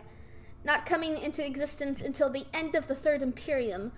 Originally, the Imperium's public works were made by slaves and hired freelancers. Towards the end of the Third Imperium, the Riosan rebellion broke out against the tyrant Emperor Augustine Gratian, who had seized power by force, separating even from his own house. Ryosvatia, the instigator of the rebellion, was also a fervent anti-slavery advocate and freed many slaves, including the crafters. Several of those that could joined in the fight. One of those former slaves, Trevan Romulus, ended up becoming Rios's right-hand man and chief advisor, using his architectural knowledge to exploit weaknesses in imperial defenses. After the success of the rebellion, now Emperor Rios initiated House Romulus for the former slaves, with Tarvan serving as its first head of house and senator. Over the 5 centuries since, Romulus has solidified its place in Riosan culture. House Sula, known as the House of Feast. They own many of the largest farms and use their resources to keep the Imperium fed as implied. Their primary color is green, and their secondary color is gold. And I do not have a blurb about them because I haven't had to do a history check for that one. Because sometimes it's like, because always when you're talking about armies, as Napoleon said, the army runs on its stomach. Yep. House Agrippa, the House of Seas. They are the trade arm of the Imperium and are excellent merchants. Their house colors, primary is blue and secondary is gold. All of their secondaries are gold. House Vatia doesn't have secondary of gold. That's because they're young. They have silver. They have white. White, silver, close. They're still. Most of them do have gold. They're the exception, not the rule. They're the exception. The only exception. Yeah. But House Agrippa's reputation as the House of Seas extends back to the First Imperium, and most notably, the First Imperial Expansion. What became known as House Agrippa started out as a collection of fishermen and women living aboard their ships. This group was initially hired into the Imperium to supply fish for the military forces and trade and transport to all of imperial territory. However, the group gained fame after a pirate group attempted to attack an imperial weak point, while most of the Vatian army was away during the expansion. Rallied by their chief, Archus Agrippa, the fishermen were able to launch a nighttime surprise attack of the pirates. Despite many casualties, including Archus, the group was able to capture the fleet. The Imperium, in gratitude, offered the chance to become a full-fledged great house. In honor of the fallen leader, they took the name House Agrippa. We've had a lot of brush-ins with House Agrippa. That we have. The one-shot, and then during our time in the Imperium, we met Artoria briefly. Yep. We met Drusus, who is the father of Artoria, during the one-shot. Who knows, maybe he'll come into play more often in the miniseries. I kind of hope so, but who knows? I don't know. I'm not the DM. I mean, to be fair, for the miniseries, with the Zero Spiral, I think it's pretty much gonna be based on land, so maybe not. Maybe not. Considering they are they're the Marines. Well, but then again, Drusus isn't. I don't know whether or not he's head of house during the miniseries, so he might have a bit more freedom. But who knows? Maybe. It's up to Dan to decide, really. Agreed. Agreed. So, whatever he decides, I'll probably enjoy it, considering. Oh, yeah. But that is House Agrippa. House Vatia, the House of Soldiers. They are the military arm of the Imperium and provide many of the greatest knights. They are known to work closely with House Cerinthus, though lately the two houses have been divided due to House Vatia's push to reduce contact with the outside world. Their primary color is gold, their secondary is white. And there is the exception, and the only exception where the secondary color is not white, is not gold. True, but they still have gold. Everything in the Imperium is gold. Everything in the Imperium is gold. Literally. House Vatia was the second high house to be founded, after only House Grish. Fucking hell, Zell, come on.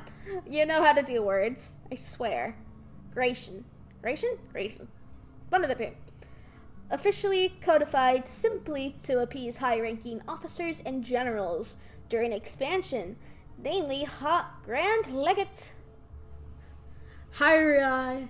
Vetia.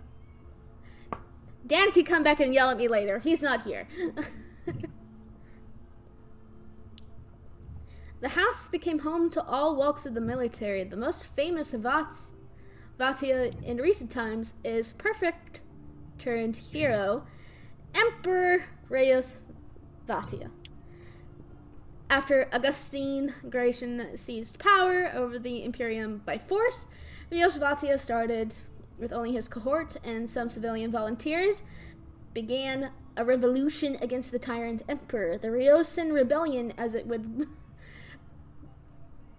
come to be known, lasted for 15 years, with many casualties on both sides, but in the end, Rios and his forces were victorious. Rios was declared the first emperor of the now Fourth Imperium. They military men and women. And then House Gratian, they are the House of Words. They are some of the most skilled negotiators in the world and have had members serve as emperor more than any of the other houses individually. Their house colors, their primary is white, their secondary is gold. And then I have no blurb, because I also haven't gotten to that one yet. So, and that is all for the houses to be expanded upon eventually. We get to talk about NPCs now from the Imperium.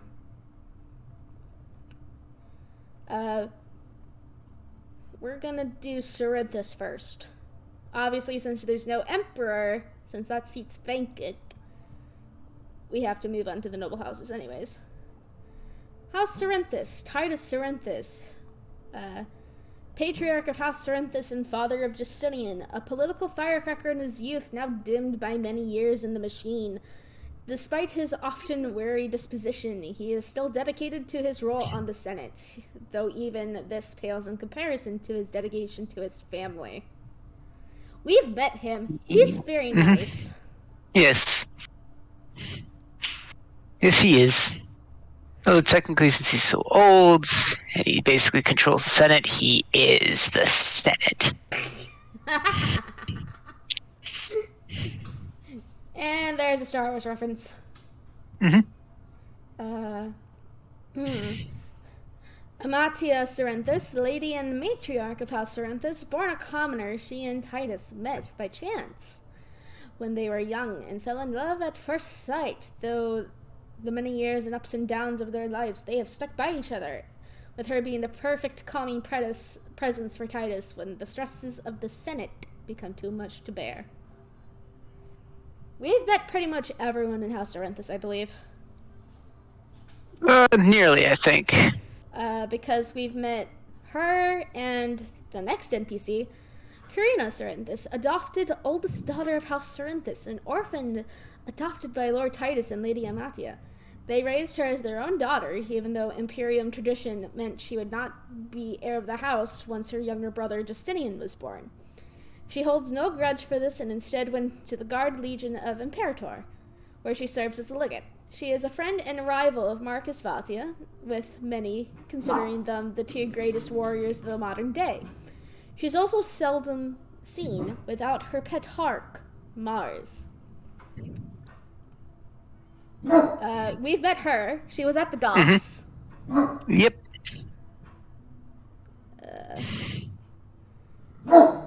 Riley. There's no one there. Willie. There's no one there. We're fine. Jeez. Overprotective doggos. We obviously know Justinian. He's a part of the party.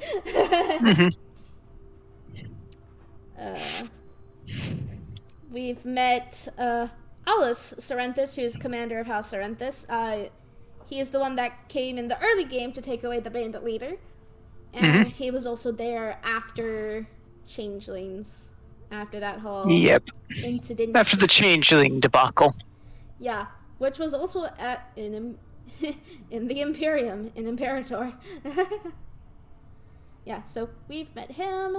And then we've met Caius Sorrenthus, who's the ambassador who came with Justinian to bring him into Lancer. And then we saw him again while we were in the Imperium. And then Galus Sorrenthus, former bandit leader. He was the one stealing supplies when told to make his way in the world, son of Caius. We've met him. Still not sure if he's actually in prison or something else happened to him. Who knows?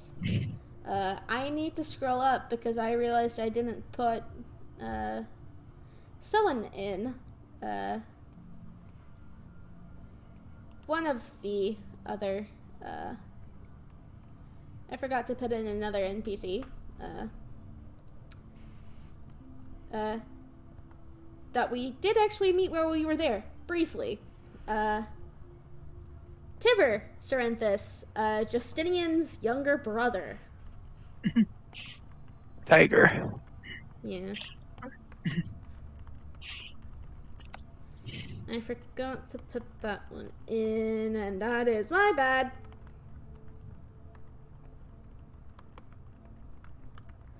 And so I put it in now. It has been put in. Whee! Alright, and that is all of House Sorrenthus that we know. Yeah, we've met pretty much all of House Sorrenthus at this point, I think. Unless... Again, that we know of. That we know of. House Romulus, obviously, Maximus Romulus, Patriarch of House Romulus, the only genasi among the leaders of the 6 houses, and a close personal friend to Titus Sorrenthus. He is calculated and intelligent, putting his crafting skills to good use for the benefit of his people. Recently, he has been experimenting with imported Cassian Magitech. He backs House Agrippa in the debate for the throne. And then the next one from House Romulus that I believe I met while I was there, no one else did. Hadrian Romulus, oldest son of Maximus Romulus and heir to the house, a young man of quiet disposition. He is widely considered to be an architectural genius, even more so than his father, and is expected to be an incredible boon to the Imperium when he comes of age to put his plans into action. Hadrian is his father's pride and joy, and is a childhood friend of Justinian Sorrenthus. I think I met him during the library, well, when we split up to do different things, but I don't know because Dan didn't give me the fucking name. He's gonna taunt me with that for the rest of this game, I'm sure. Oh, yeah. But it's my theory that I've met him.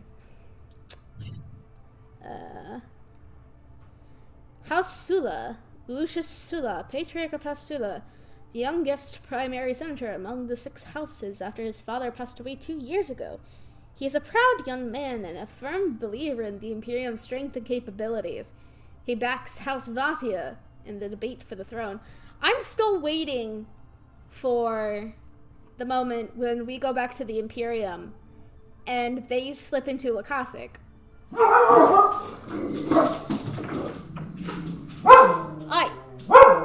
What the fuck? Hold, please. Mm-hmm. I apologize.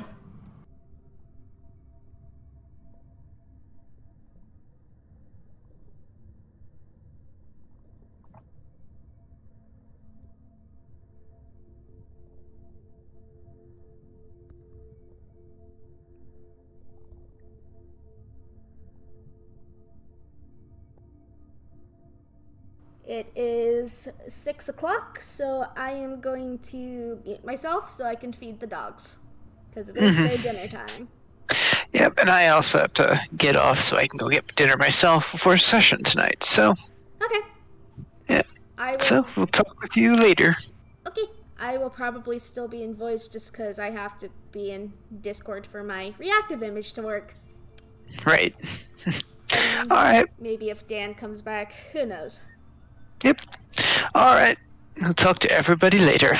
Talk to you later. Alright. I will be right back.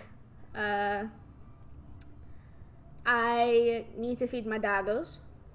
So, I am going to do that, and then I will be back, and I will be solo taking you guys through the rest of the lore until Dan comes back, or until 7, whichever comes first.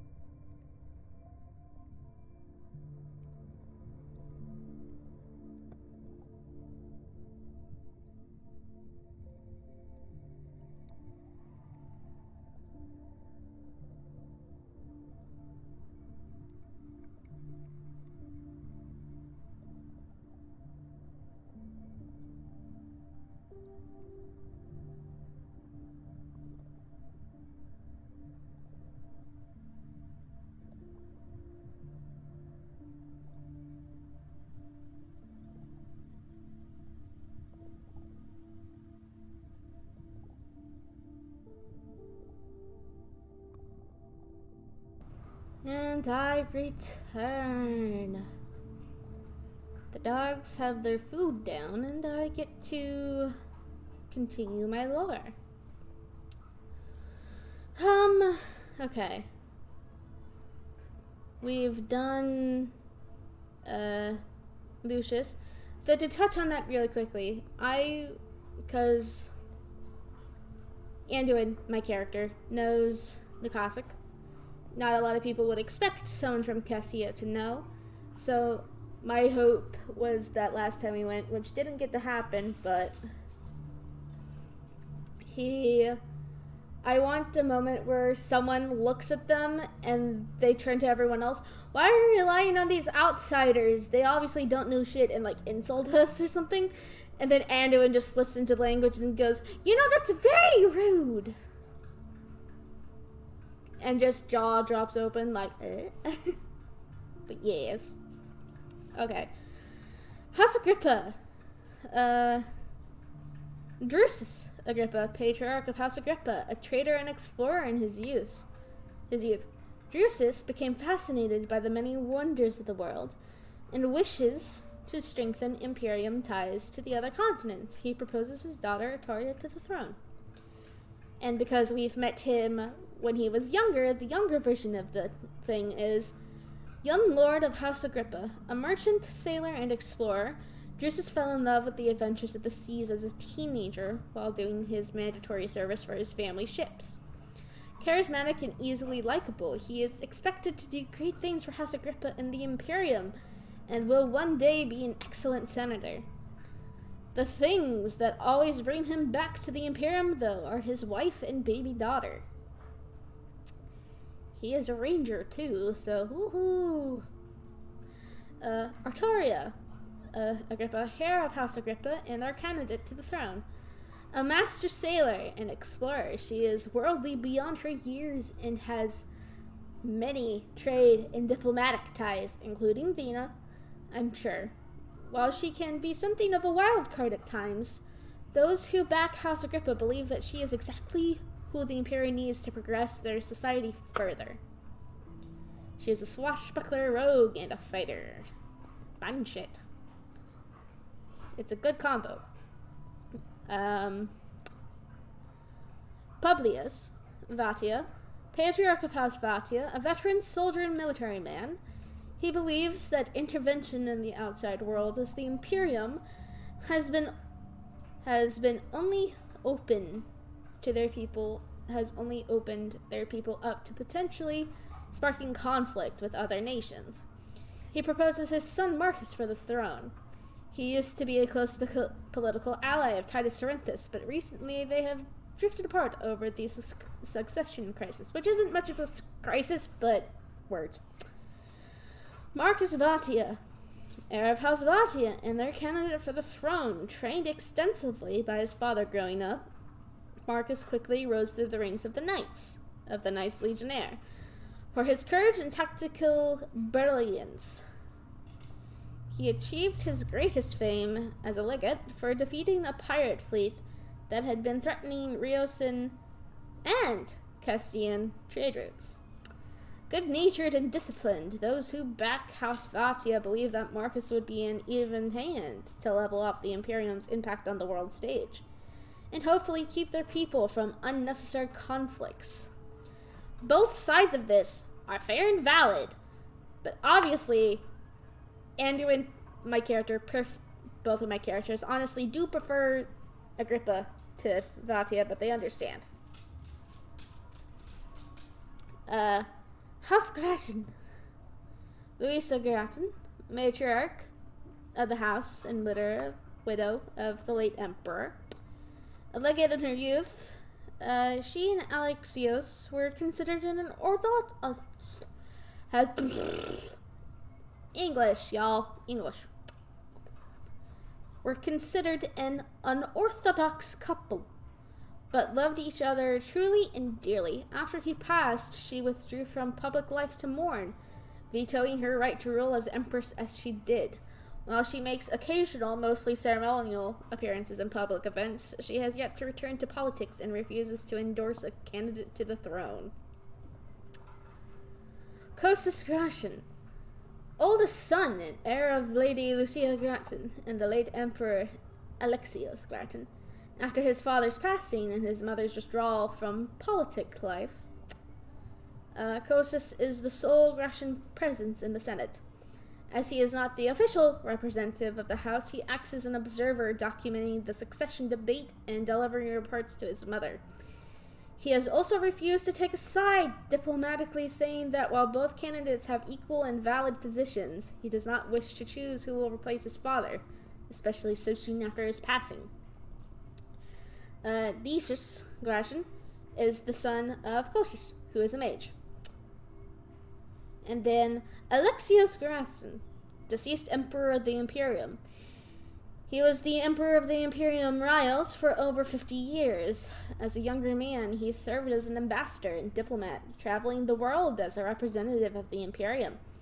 He achieved his greatest fame negotiating a ceasefire between civil warring city-states within Graeca, one that eventually became a lasting peace agreement thanks largely to his intervention. At the age of 26, he married his longtime lover, the Eladrin Lucia, a legate from a minor house connected to House Vatia. This was a shock in the political circuit, as the pair were considered a strange couple due to her military career, and Alexios's open disdain for violence. But the two loved each other truly and deeply. At the age of 44, he was elevated to emperor by unanimous senatorial vote after the last emperor passed away.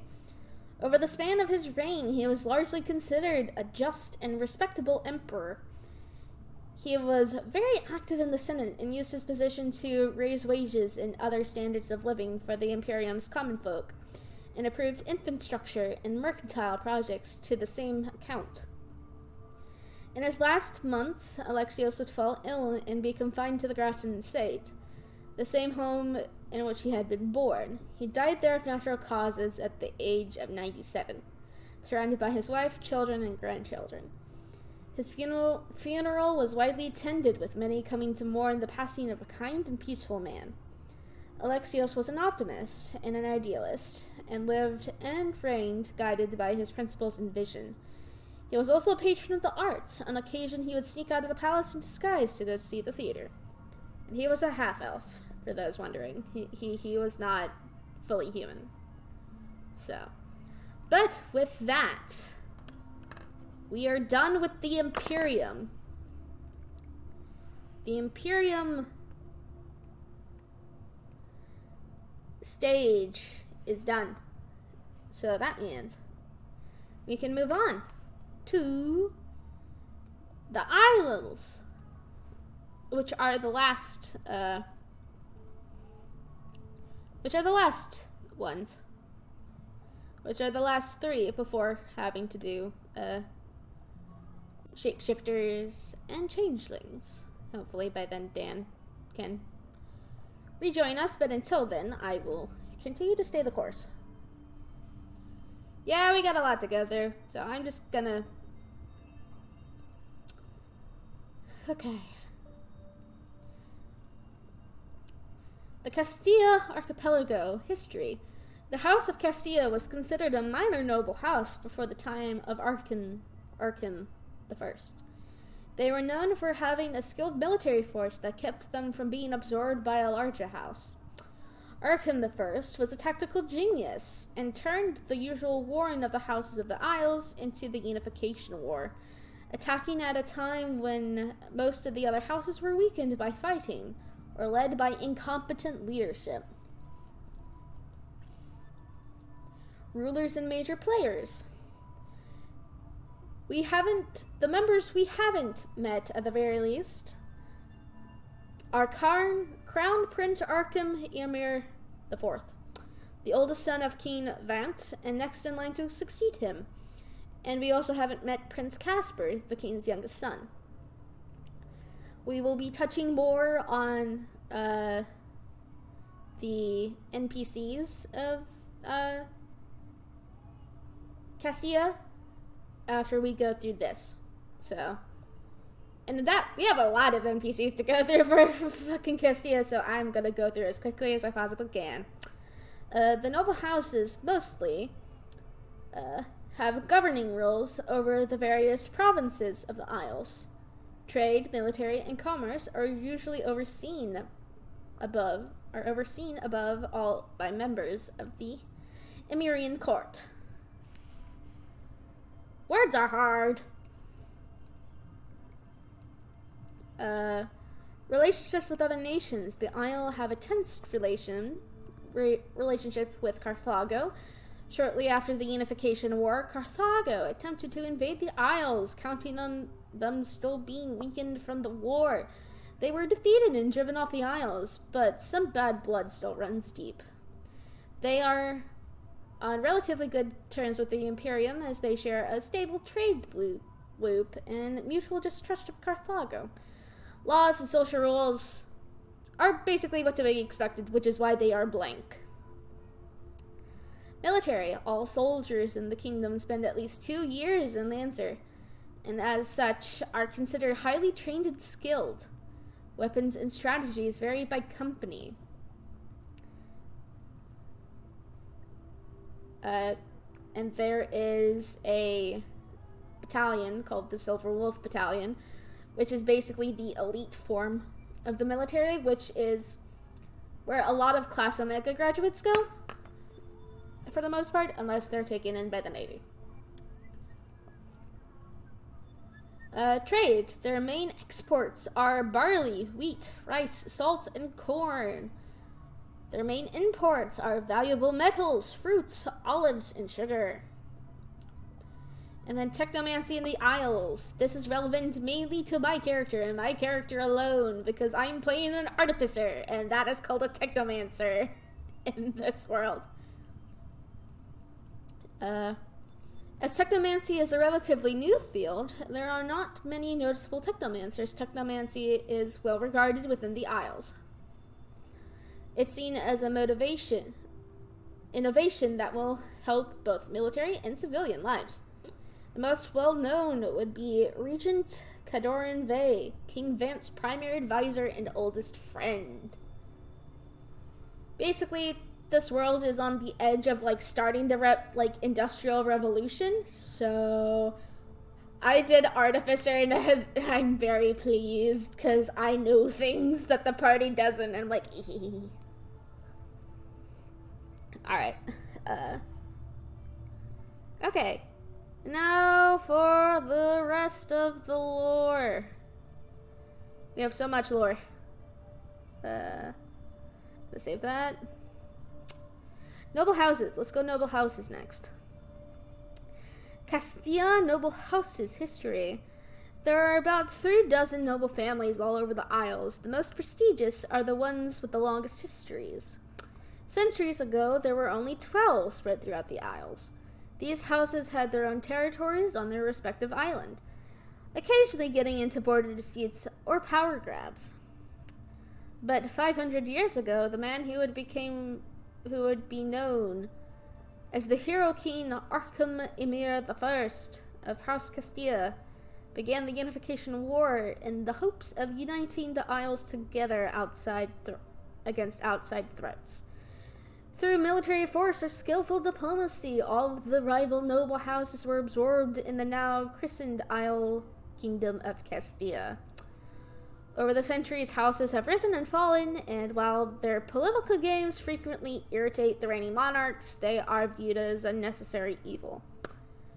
Which is true, considering that 2 of the party members come from Castilian nobles.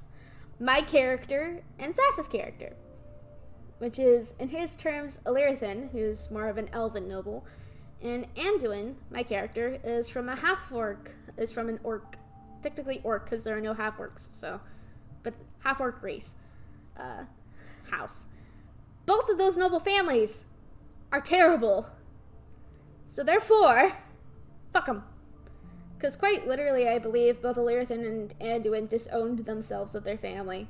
They might eventually go back and try to be like, I'm taking over this. Fuck you. Probably so in Anduin, because at that point, it's just like, I don't exactly have a choice. So. Make it mean something other than what he knows it to be. Let's do the Let's do the underground lore now, shall we? Underground lore. Head of state. The underground is considered part of the Isles, so on the large scale they are ruled by the Emir family. On the day-to-day level, they are governed by the Aquil dynasty, a noble drow family.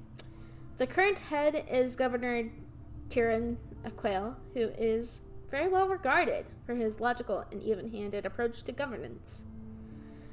Beyond the outside world, naturally, the underground is close to their parent nation of the Isles, though most of the residents of the underground go their whole lives without going to the surface. They share many of Castia's opinions about the other nations. Laws and social rules are the same. Military styling is similar to Castilla, with their soldiers coming from Lancer. They do have a special regiment called the Dark Moon Guard, trained specifically to be able to fight in unique underground environments. I need a drink break.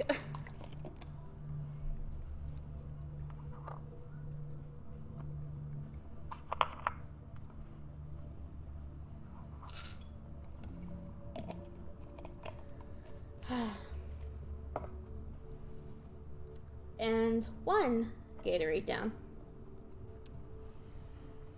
History of the underground. As far as records can confirm, the first underground civilization was formed shortly after the Sundering by survivors of the Vahatari collapse. Much of the oldest underground structures were made in the Vahatari stylings. However, these survivors eventually died out. It went abandoned for approximately 100 years until one of the entrances the Vahatari made on the surface was rediscovered by outlaws fleeing the surface. They developed the abandoned underground into a kingdom for those cast out by the noble houses of the surface. Over time, these people evolved into the dark races, those being Drow, Suburban, and Duergar. The underground was a known quantity by the time of the Unification War, and was the last quote-unquote house to be brought into the newly founded Kingdom of Castilla. Their imports are food, other resources that they can't grow or retain naturally, and exports unique flora for alchemy and relics from the Vahatari ruins. Alright. We're going to do the food of the Castilla archipelago. The foods of the Isles are a bit more, in a word, rugged than that of other nations.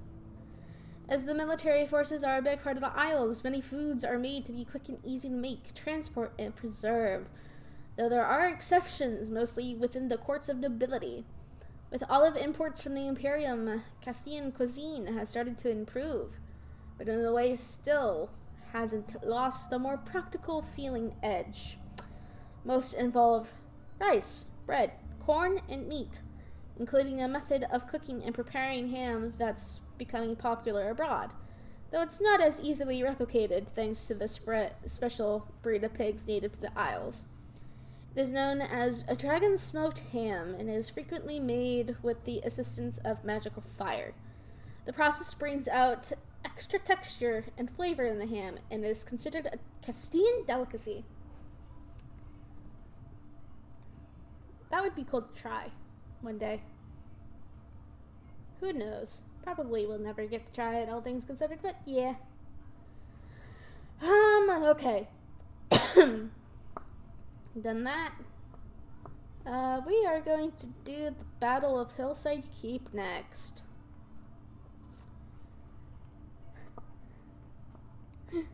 Oh my goodness.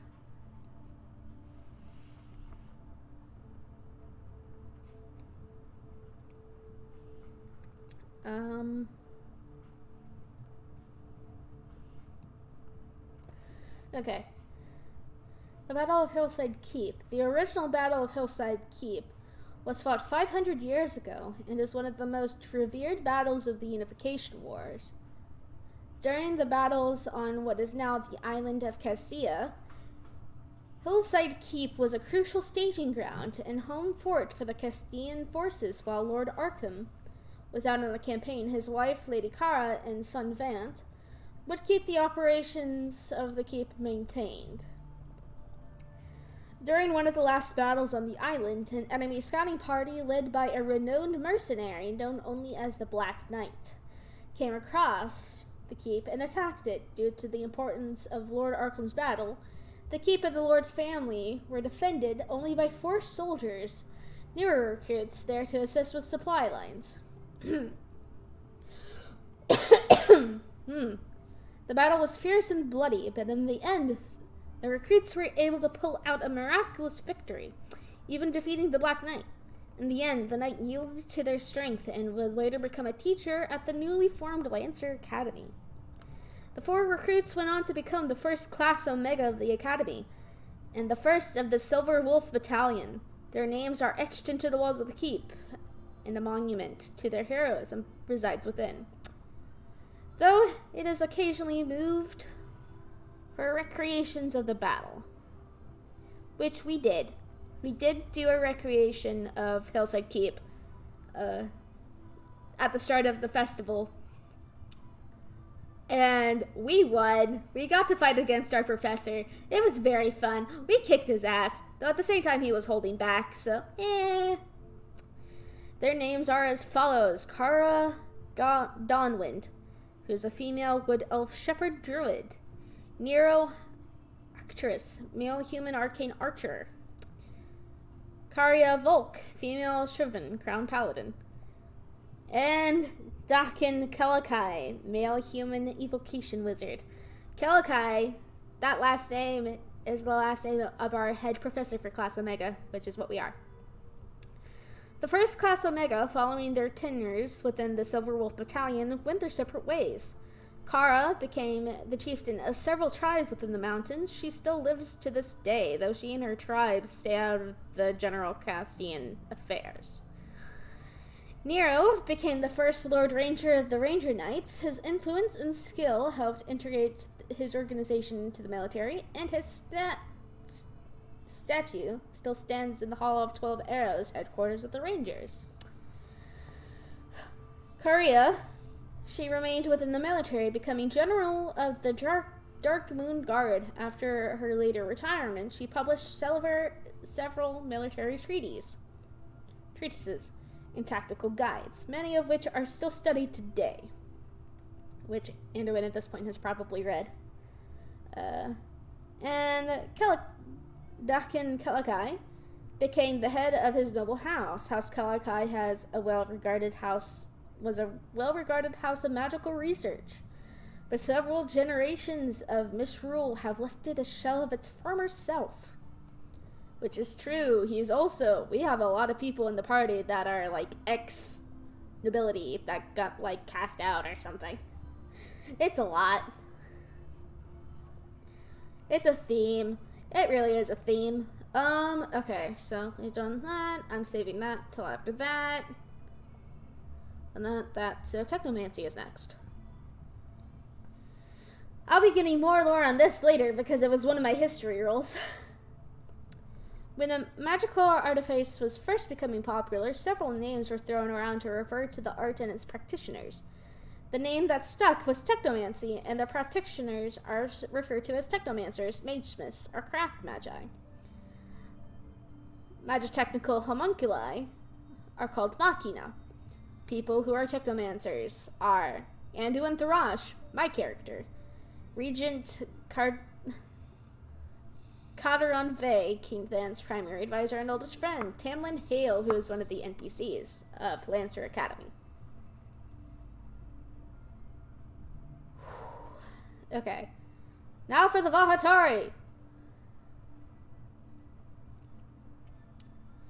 I'm gonna butcher this a lot, and I apologize. The Vahatari, people of note. Recovered records speak of several major people of note, but historians still don't know their roles in Vahatari society. The 3 most prominent are Iknakifi, the wise; Haruti, the poet; Willen Lee, the spellmaker. Specialization. The Vahatari specialized in 3 different areas: Arcanon, Mathematics, and Spellcraft. I can touch more on that later. Most of the laws, social rules, and social hierarchy, most of these records are lost. However, they are believed to have a council of leaders, which they might be a part of. Important places: Arcadia, the capital of Vahatari civilization. It is theorized that this is where the council leaders congregated, referred by scholars as the most important place, home to the Zero Spiral, a centerpiece of Vahatari culture. I'm sure those who have been listening for a while have heard me, Dan, and Sass refer to Zero Spiral before. That is the mini-series. It is not set during the way past. It is still after the Sundering. But it's gonna be fun. Culture. Most of the records are lost, but the number 0 was considered sacred to the Vahatari. The Zero Spiral was a spell. Words are hard. The Zero Spiral was a spell forge. Records that are lost: the history, the military, and the views on the world.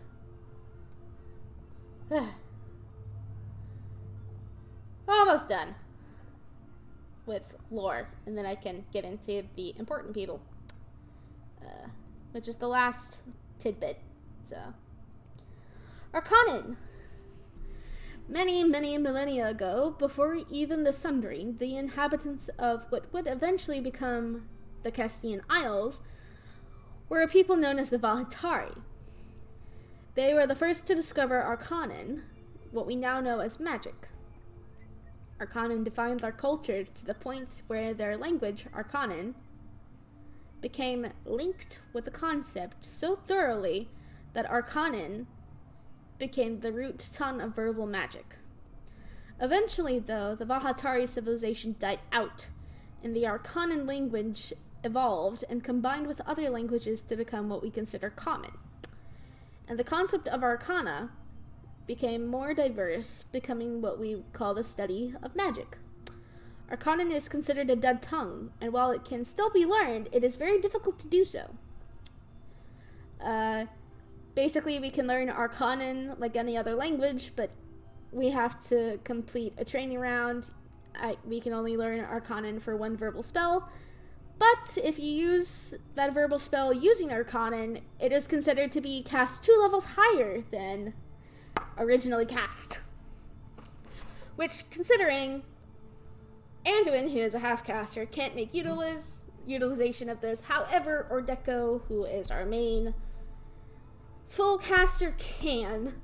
However, we also get to learn written Arcanon, meaning we can read it as written and possibly write it. Well, no. Maybe. I'll have to ask Dan to be a bit more specific. But those who know how to speak Arcanon are Reese Kellikai, our head professor of the main campaign, Vina Stroud, my Zero Spiral character and Admiral of the Navy, Valrain Truthcaller, Keth Silvershield, Balthazar, Bones in the Wasteland, and Kit Wood. All of those are Zero Spiral characters, so, therefore, we're about to go through the events that lead up to it. Basically, the miniseries is us fleshing that time out of how we know Arcanon as those characters. So therefore, we are about to go into a very fun time. Very fun time.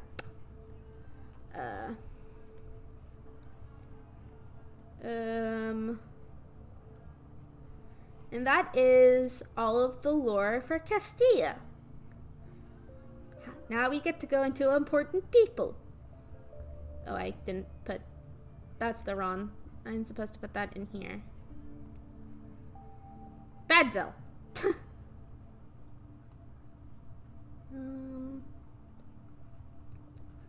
Okay. Important people. We're gonna start with royalty, then class Omega, graduates, military, business owners, and then we're going to do Lancer Academy. And hopefully, depending on how quickly I go, that will be it, because I have a cutoff point of around 7. So then that way I can rest my voice a little bit and get some food before session. Royalty, King Vant Emir III, King of the Isles, a direct descendant of Hero King Aragon I, who unified the Isles under the Castilian crown. Vant is known for being a friendly man with a sharp wit, though do not let it fool you. He is generally upbeat and positive nature, hides a keen political mind and skilled tactician. He is well respected by his people and serves as a good example for the future of the Isles. Queen Kira Emir, Queen of the Isles and High Admiral of the Royal Navy, a daring knight of the seas with renown as a warrior in her youth. Kira married into the royal family after meeting Prince Vant and the two falling in love rather than having any sort of political marriage. Despite her role as queen, she still oversees military matters, especially the navy, while the now King Vant III handles lawmaking and diplomacy. They still love each other very much and are considered something of a power couple. Crown Prince Aragon IV.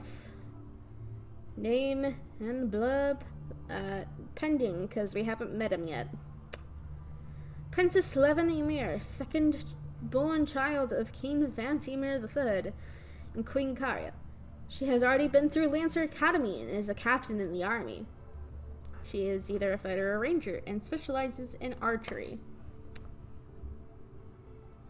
Prince Klaus Emir, second son of King Vant Emir III of Castile, leader of Class Alpha. A well-liked young man, though proud of his noble upbringing, he is fiercely protective of his classmates, much to the consternation of Durand, who is his bodyguard. We have met Klaus. He has been constant throughout this entire game. We like him. He's good. Prince Casper, blurb pending. We haven't met him, but he is the youngest of the children. Nobility. Basically, I'm not gonna go too tough into this because a lot of them are fucking assholes. Ferron Carlias, Lord of House Carlias, fucking asshole. Eileen Carlias, Lady of House Carlias, a bitch. Aram Carlias, asshole. Adaric, who is the youngest son of House Carlias. Specialty is magic, and he's actually a really good guy. We met him. Very good ally. So, worked out well. And now we go into the Tharash noble family of Zuradar Tharash, his father. He is an asshole. His mother, Fenrir Tharash, a bitch. And Jaina, his sister, also a bitch. Because they all fucking abused him. And he was like, fuck this shit, I'm out for now. And if you notice, his father, Lord of House Tharash, not for long. XD. That is that. And we'll move on to former Class Omega graduates. Narja Kair, Castilla's most famous commander and hand-picked champion of the crown. A Class Omega graduate who succeeded despite prejudices against her. She is considered one of the greatest warriors in the world. Orc, like Anduin. Yay. Reese Kelkai, a seasoned military man and graduate of Class Omega himself. Master Kelkai is strict but does care for his students.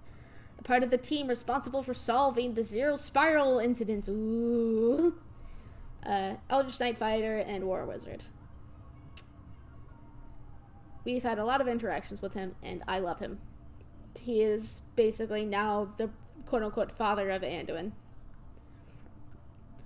Lorraine Truthcaller, commander of the Silver Wolf Battalion and Class Omega graduate, an old classmate and friendly rival of Master Reese Kelkai. A part of the team responsible for solving the Zero Spiral incident. crisis, but whatever. Similar. Venus Stroud, a Class Omega graduate that was in the same class as Reese, Varian, Keth, Bones, Kit, and Balthazar, and was a part of the team responsible for solving the Zero Spiral crisis. She was known for being chaotic, pulling pranks, and playing mind games. She is never seen without her snake familiar Apollo. She is former merchant that was known for her well-crafted clothes, practical, comfortable, and fashionable. Now a proud admiral of the Castilian Navy.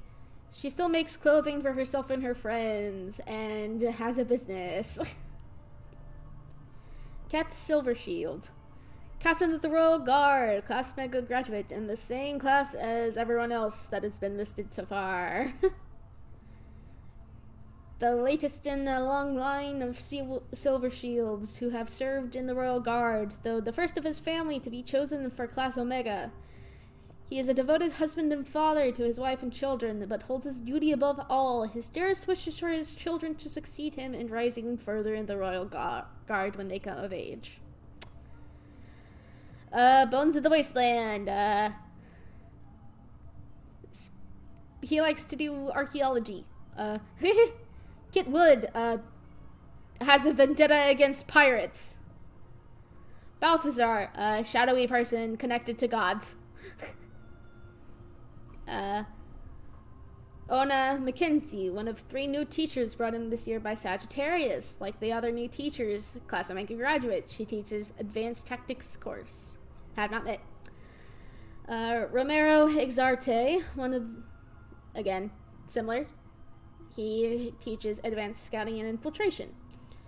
Janara Felton, again, new teacher. Class Omega graduate. She teaches illusions and magical manipulation.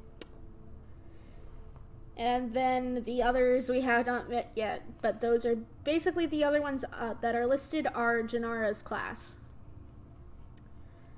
Military, which doesn't have a lot of people. Delia Kelakai, Lancer Academy graduate, top of Class Beta, and leader of Class Beta when she was there. Captain of the Madaro City Guard, and wife of Reese Kelakai.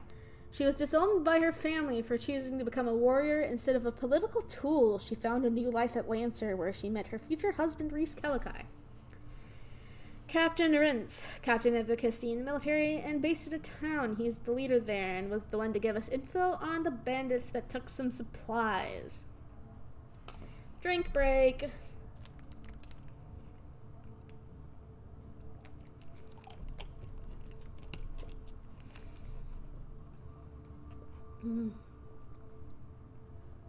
Almost done. Almost done.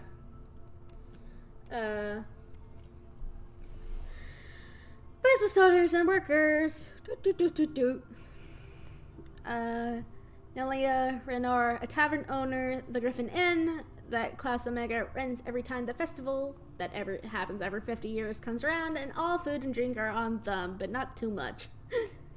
Nico the blacksmith had a stall in the town. He makes armor and weapons, and that is... Oh, we're almost done. We're almost done. I think I can do it. I think I can make it in time. This is for Lancer Academy. Archmage Sagittarius, jolly man beloved by students and faculty. Headmaster Arden Lewin. While Sagittarius handles the most important work of the Academy, Arden, his right-hand man, handles the day-to-day. Masters, you know all of the names because I listed them already in Class Omega. Whee! Boop.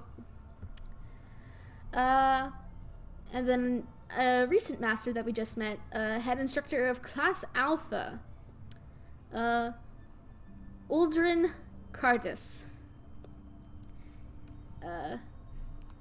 He mentioned something like, referred to Justinian as the Imperial, and like me and one other person in our characters were like, we will remember this, because internally, and it was like, he has a name, use it. It's respectful. You respect people as people. Fuck you. Anduin will remember this. And staff for it, before I go into students, which is divided into the classes, Lord Chiron Orsis, the main librarian at Lancer Academy, a gentle and polite man, but if you disrespect the librarian or the books, he will not hesitate to use his assistant familiars appropriately. Chaos, which Dan loves to play, because he's actually quite fun. The school store owner, he has a dragon familiar called Frazina, and then the rest of the blurb is pending. We get to do the students now. About almost done. Klaus, you've already. He's the prince. He's one of the princes.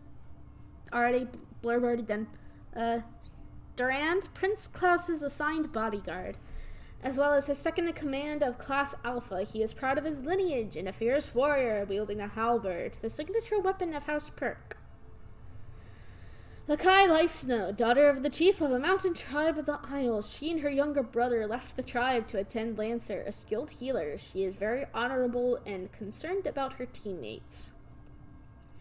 Nakari Hal, a talented druid from a military family. She joined Lancer to follow in her family's footsteps. She is a powerful medic, but her offensive nature magics are equally fascinating to behold. Bahara Silvershield, the eldest daughter of Royal Guard Captain Keth Silvershield. She is not as committed to the family legacy as her father and is much more of a free spirit.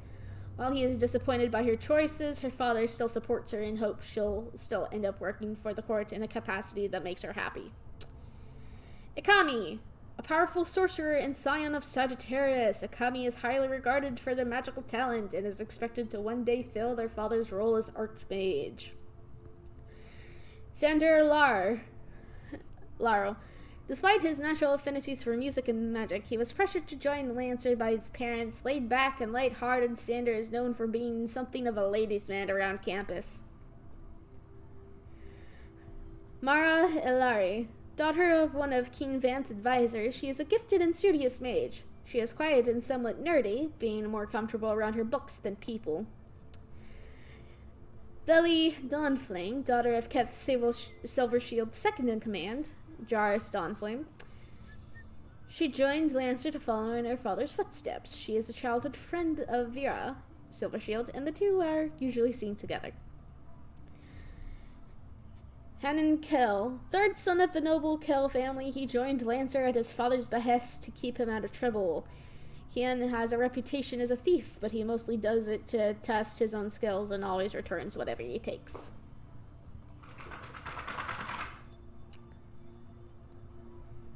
Alright, that was Class Alpha. We are now moving to Class Beta. And truth be told, it's not because of their skill that they're divided into classes, but more of the whole thing of to make it organized and make sure that everyone can be there. Astra Laviel, the leader of Class Beta and daughter of Haru Laville, general of the Darkmoon Guard. Despite her usually laid-back and flirty demeanor, Astra is a force to be reckoned with on the battlefield and seems to have potential to be even stronger than her father. I'm not going to say that last name, I apologize. One of the few Durgar to leave the underground to join Lancer, wanting to join the Darkmoon Guard and protect her people and her home. She is Astra's second among Class Beta, and usually the one dealt with the unfortunate task of keeping the twins in line. Andrew Lurin, son of Headmaster Arden, a hot-headed young man. He is in his third year at Lancer, and has a reputation as a daredevil warrior and scout. He was originally selected to be the leader of Class Beta, but turned it down, viewing himself as too much of a loner to be a capable leader. Mackie O'Dear. Born poor, he and his twin sister joined Lancer to escape from poverty, and both proved to be talented in different ways. They are seldom seen apart and often bicker, but care deeply for each other. Sadora Deer. Same blurb. The Deer Arkin, son of a tiefling enchanter in the underground. As a child, the Deer was subject to a magical accident that permanently bound him to a magic sword. He studies at Lancer to hopefully use this power to serve the Darkmoon Guard, even if his mother is attempting to correct his abilities.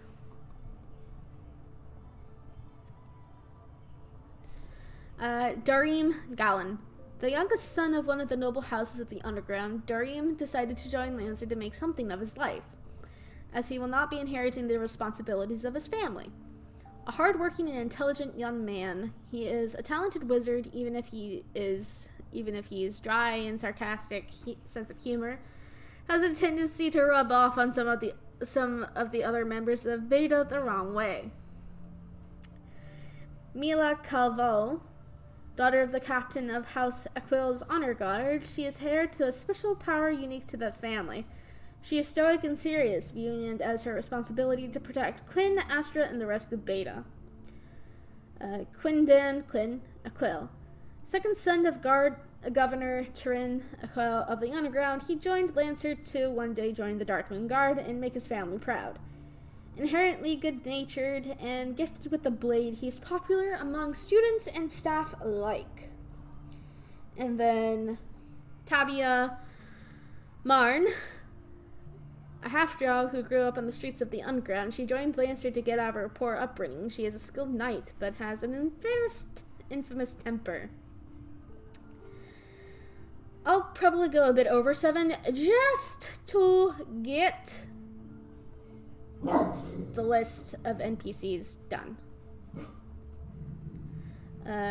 Henri Germain, born to House Germain, one of the main noble houses of Castile. Although he could have lived his life coasting on his family's name and wealth, he chose to join Lancer to do his part. He often appears to be a dandy and somewhat lazy, but underestimate this demi-lycan at your own peril. He is the leader of House Gamma. Marik Erel, an aspiring knight ranger and Henri's second. Honest and humble, Marik is the ideal of a good knight. Tamlin Hale, an aspiring technomancer from a mage family. He is well-mannered and polite, but has a tendency to slip into long-winded explanations of his various creations and their related topics, which his classmates usually have to bring him down from, which is true. Hiari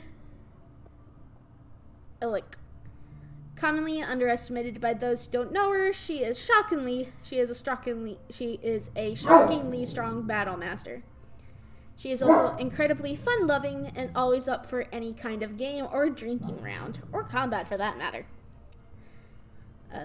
Rel Harmon, latest in the long military line. Rel isn't as physically gifted as his predecessors, but compensates with magical ability. His black cat, Zero, is never far from his side. Celia Adore, daughter of a retired soldier and a Lancer teacher, she was always expected to one day attend the academy herself. She is upbeat and positive, but a skilled and dedicated warrior. Budding Cyril, raw power honed by Lancer discipline. Some people think of her as nothing more than a stupid savage brute. Maybe, but she has yet to meet anybody who can outsmart her hammer. Kaimus Harkon, scion of a minor noble house, he joined Lancer with hopes that military prestige could elevate his family. He is considered to be stuffy and by the book, but it does come from a good place. Rasa Lauren, a young thief, she was caught breaking into the home of Sagittarius and was given 2 choices: go to jail or lend her skills to the academy. She is sarcastic and quippy, but it comes from a good place, with her realizing that Lancer was her true calling. Harani Minoro, born in a small frontier town, she joined Lancer to become a wild knight and to protect her town from monsters. She is never seen without her pet falcon, Arrow. Alright, I got 2 more classes.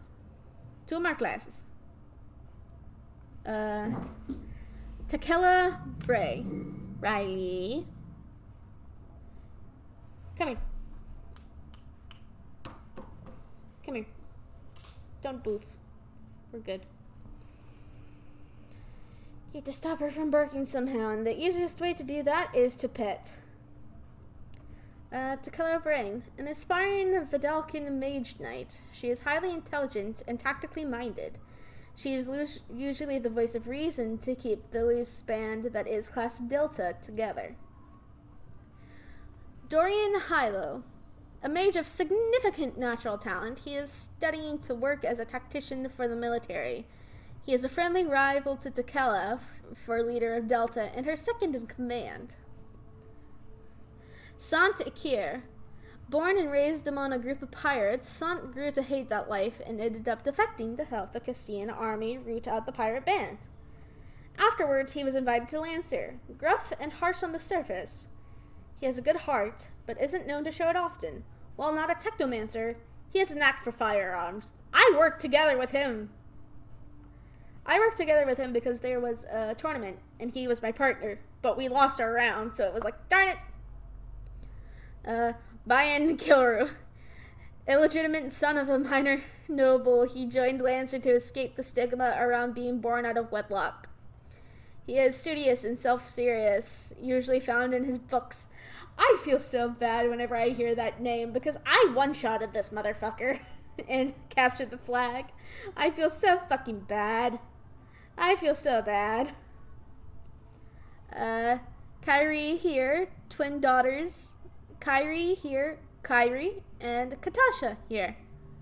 Twin daughters of a pair of merchants, Kyrie and Katasha, joined Lancer voluntarily, and Kyrie joined Lancer voluntarily, and Katasha joined to learn discipline and keep her sister out of trouble. They often bicker and have notably different styles, with Carrie being more of a protector and Katasha being a brawler. Those two were loud, and that's how I was able to get buy-in, because they were so loud that they attracted enough sound to literally get it so that they didn't see us, but we saw them, and I could one-shot the fucking mage.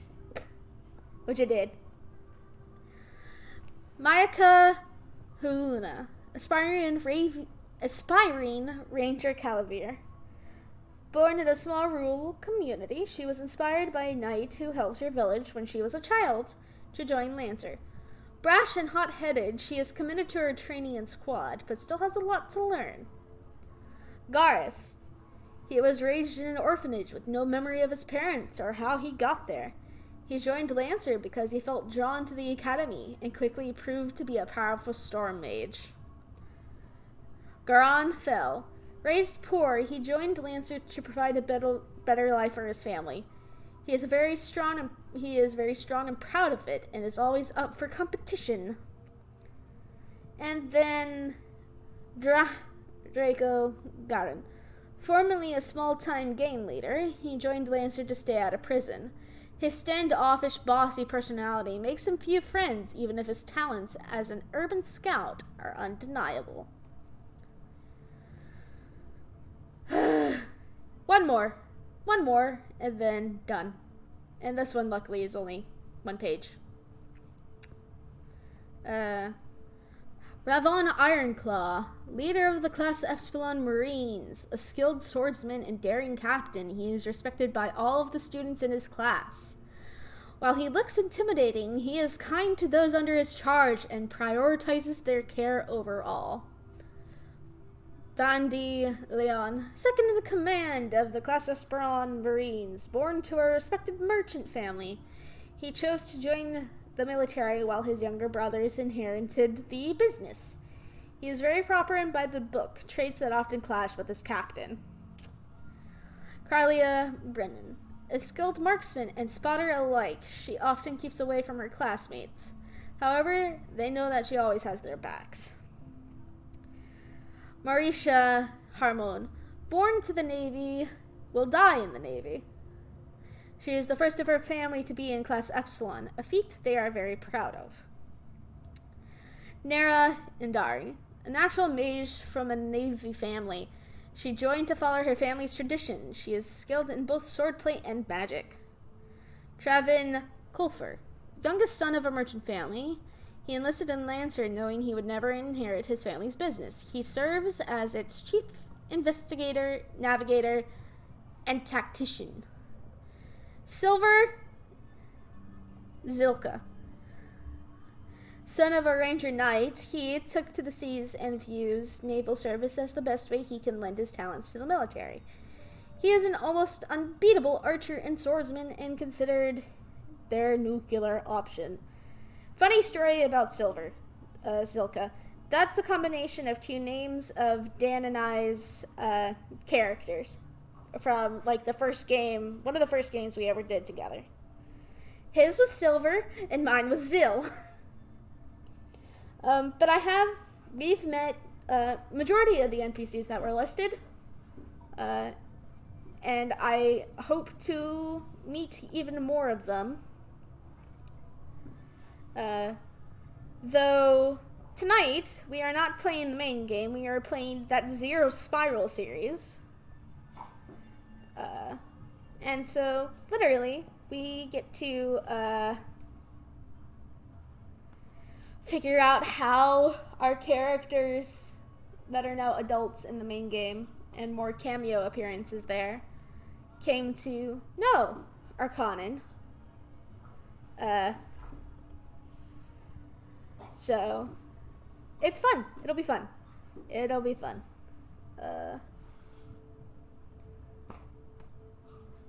But with that,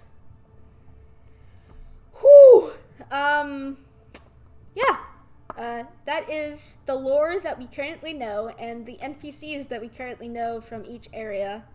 I very much appreciate, I know they're not in call or in stream, but I want to thank Dan and Sass for coming in and keeping me company for majority of this to go off of and not be completely by myself. So, but I believe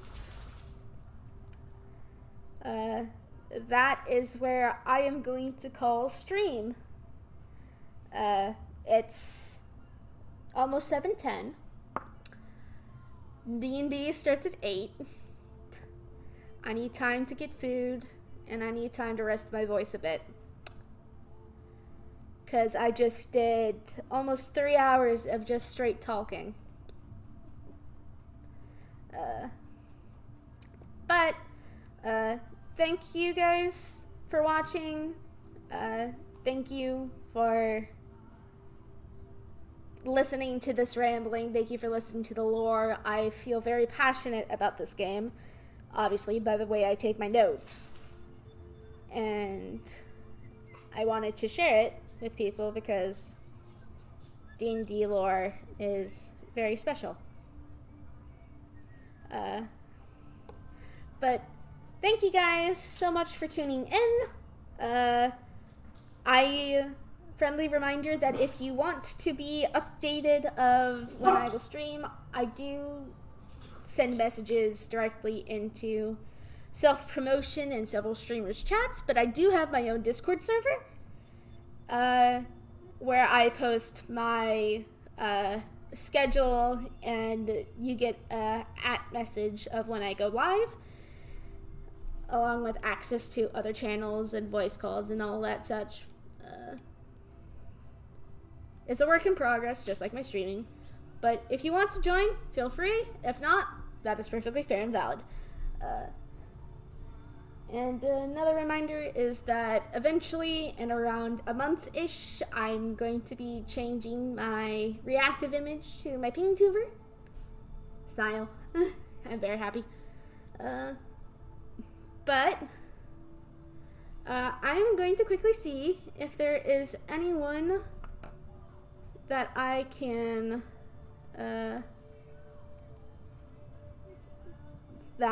if there's anyone I feel comfortable rating. If not, then I will just simply end stream.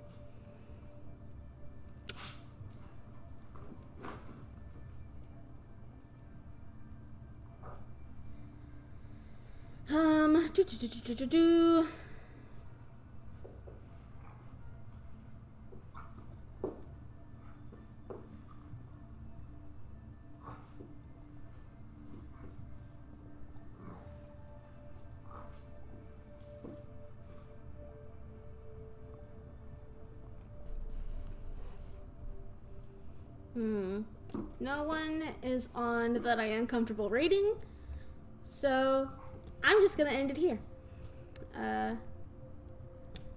I hope, basically for my streams, I have added 2 more days to my stream schedule.